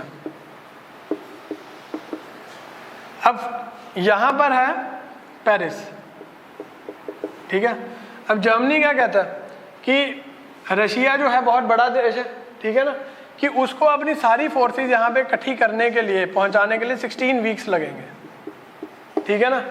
और वो कहते हैं क्योंकि वहाँ इसके पास तो इंफ्रास्ट्रक्चर पूरा है, रेल लाइन हर जगह फैली हुई है, ऑटोमोबाइल इंडस्ट्री में पायनियर है, बट रशिया भी इतना डेवलप नहीं है। अभी तो रशियन रेवोल्यूशन आना है यहाँ पर, ठीक है ना, जिसके बाद डेवलपमेंट शुरू होएगी। तो रशियन रेवोल्यूशन में क्या, रशिया में अभी इतनी डेवलपमेंट नहीं हुई तो इस वजह इसको 16 वीक्स लगेंगे सारी आर्मी को मोबिलाइज करने के लिए। और जर्मनी ये प्लान बनाते हैं कि मैं वाया बेल्जियम जाऊंगा और पीछे से जाके पेरिस पे अटैक करूंगा, फ्रांस को हराऊंगा और वापस यहाँ पे विद इन 16 वीक्स पहुंच जाऊंगा। ये था जर्मनी का प्लान। बट जब उसको लगता है कि बेल्जियम जो है मैं उसको समझा दूंगा, ठीक है, बट बेल्जियम को ब्रिटेन से बात हो जाती है, ब्रिटेन से। अब ब्रिटेन क्या कहता है, ब्रिटेन को भी पता लग जाता है कि बात क्या चल रही है, ठीक है ना। ब्रिटेन बेल्जियम को ये कहता है कि तू बस एक काम कर, इसका टाइम वेस्ट कर दे, टाइम वेस्ट के लिए रिसोर्सेज तेरे को मैं दूंगा, सब कुछ तेरे को मैं दूंगा, बस इसका थोड़ा सा यहाँ पे टाइम वेस्ट कर दे। तो जो ये वाली कैलकुलेशन होती है इसकी, ठीक है ना, तो वो यहाँ पर थोड़ा टाइम ज़्यादा खा जाती है। और प्लस पूरे घूमने का कारण क्या है, फ्रांस में यहाँ पे रिवर्स है तो नेचुरल बाउंड्रीज है, उनको पार करना ज़्यादा मुश्किल है, तो पूरा घूम के जाता है यहाँ पर। बेल्जियम में टाइम इसका खराब हुआ और by the time he reaches Paris इसकी जो आर्मी एग्जॉस्ट हो जाती है। अब एग्जॉस्टेड आर्मी के साथ है और 16 वीक्स का टाइम जो इसने सोचा था कि रशिया को लगेगा वो इससे कम लग जाता है और इतने टाइम में वो रशिया अपनी मोबिलाइज करके दूसरे साइड पे अपनी आर्मी खड़ी कर देता है। और रशिया को कौन हेल्प कर देता है, ब्रिटेन, ब्लैक सी वाले रास्ते से। वो यहाँ से इसको रिसोर्सेज प्रोवाइड करने शुरू कर देता है, यहाँ से ब्रिटेन को कर देता है और यहाँ से फ्रांस को कर देता है और जर्मनी बेचारा अकेला रह जाता है। अब जर्मनी के पास नो डाउट ऑस्ट्रिया हंगरी है, बट ऑस्ट्रिया हंगरी खुद एक कितनी बड़ी पावर नहीं है, उसका नो डाउट एक ऑरा ऐसा था, वो भी इसका पार्ट ऑफ मिसकैलकुलेशन है कि उसको लगता था कि अगर ऑस्ट्रिया हंगरी मेरे साथ खड़ा है तो एज एक बिग ब्रदर टाइप सी फीलिंग आती थी कि बड़ा भाई मेरे साथ खड़ा है क्योंकि मेरे को कुछ कह नहीं सकता कोई। तो वो भी एक बड़ी मिसकैलकुलेशन होती है उसकी कि ऑस्ट्रिया हंगरी अगर मैंने ले लिया साथ में तो कुछ नहीं होगा मेरा। एंड लास्ट जो मिसकैलकुलेशन करता है वो वही मैंने आपको बताया था, वॉर का कंसेप्ट बड़ा रोमांटिसाइज था कि डराओ, अगादीर क्राइसिस क्रिएट करो, बस जाके अपने शिप्स खड़े करो वहां पे और डर जाएगा। अब चाइना में जब यूएसए ने करा तो उसने शिप्स खड़े करे सिर्फ अपने, लड़ाई तो कोई भी नहीं हुई। तो जर्मनी को भी यही लगा था कि यहाँ पे कोई लड़ाई नहीं होनी है एक्चुअल में, बस मैं अपनी ट्रूप्स की, अपनी सेना की मोबिलाइजेशन करूंगा और वो डर जाएंगे और वो सरेंडर कर देंगे। सो विद दिस हम पहुंच गए हैं towards the start of World War I।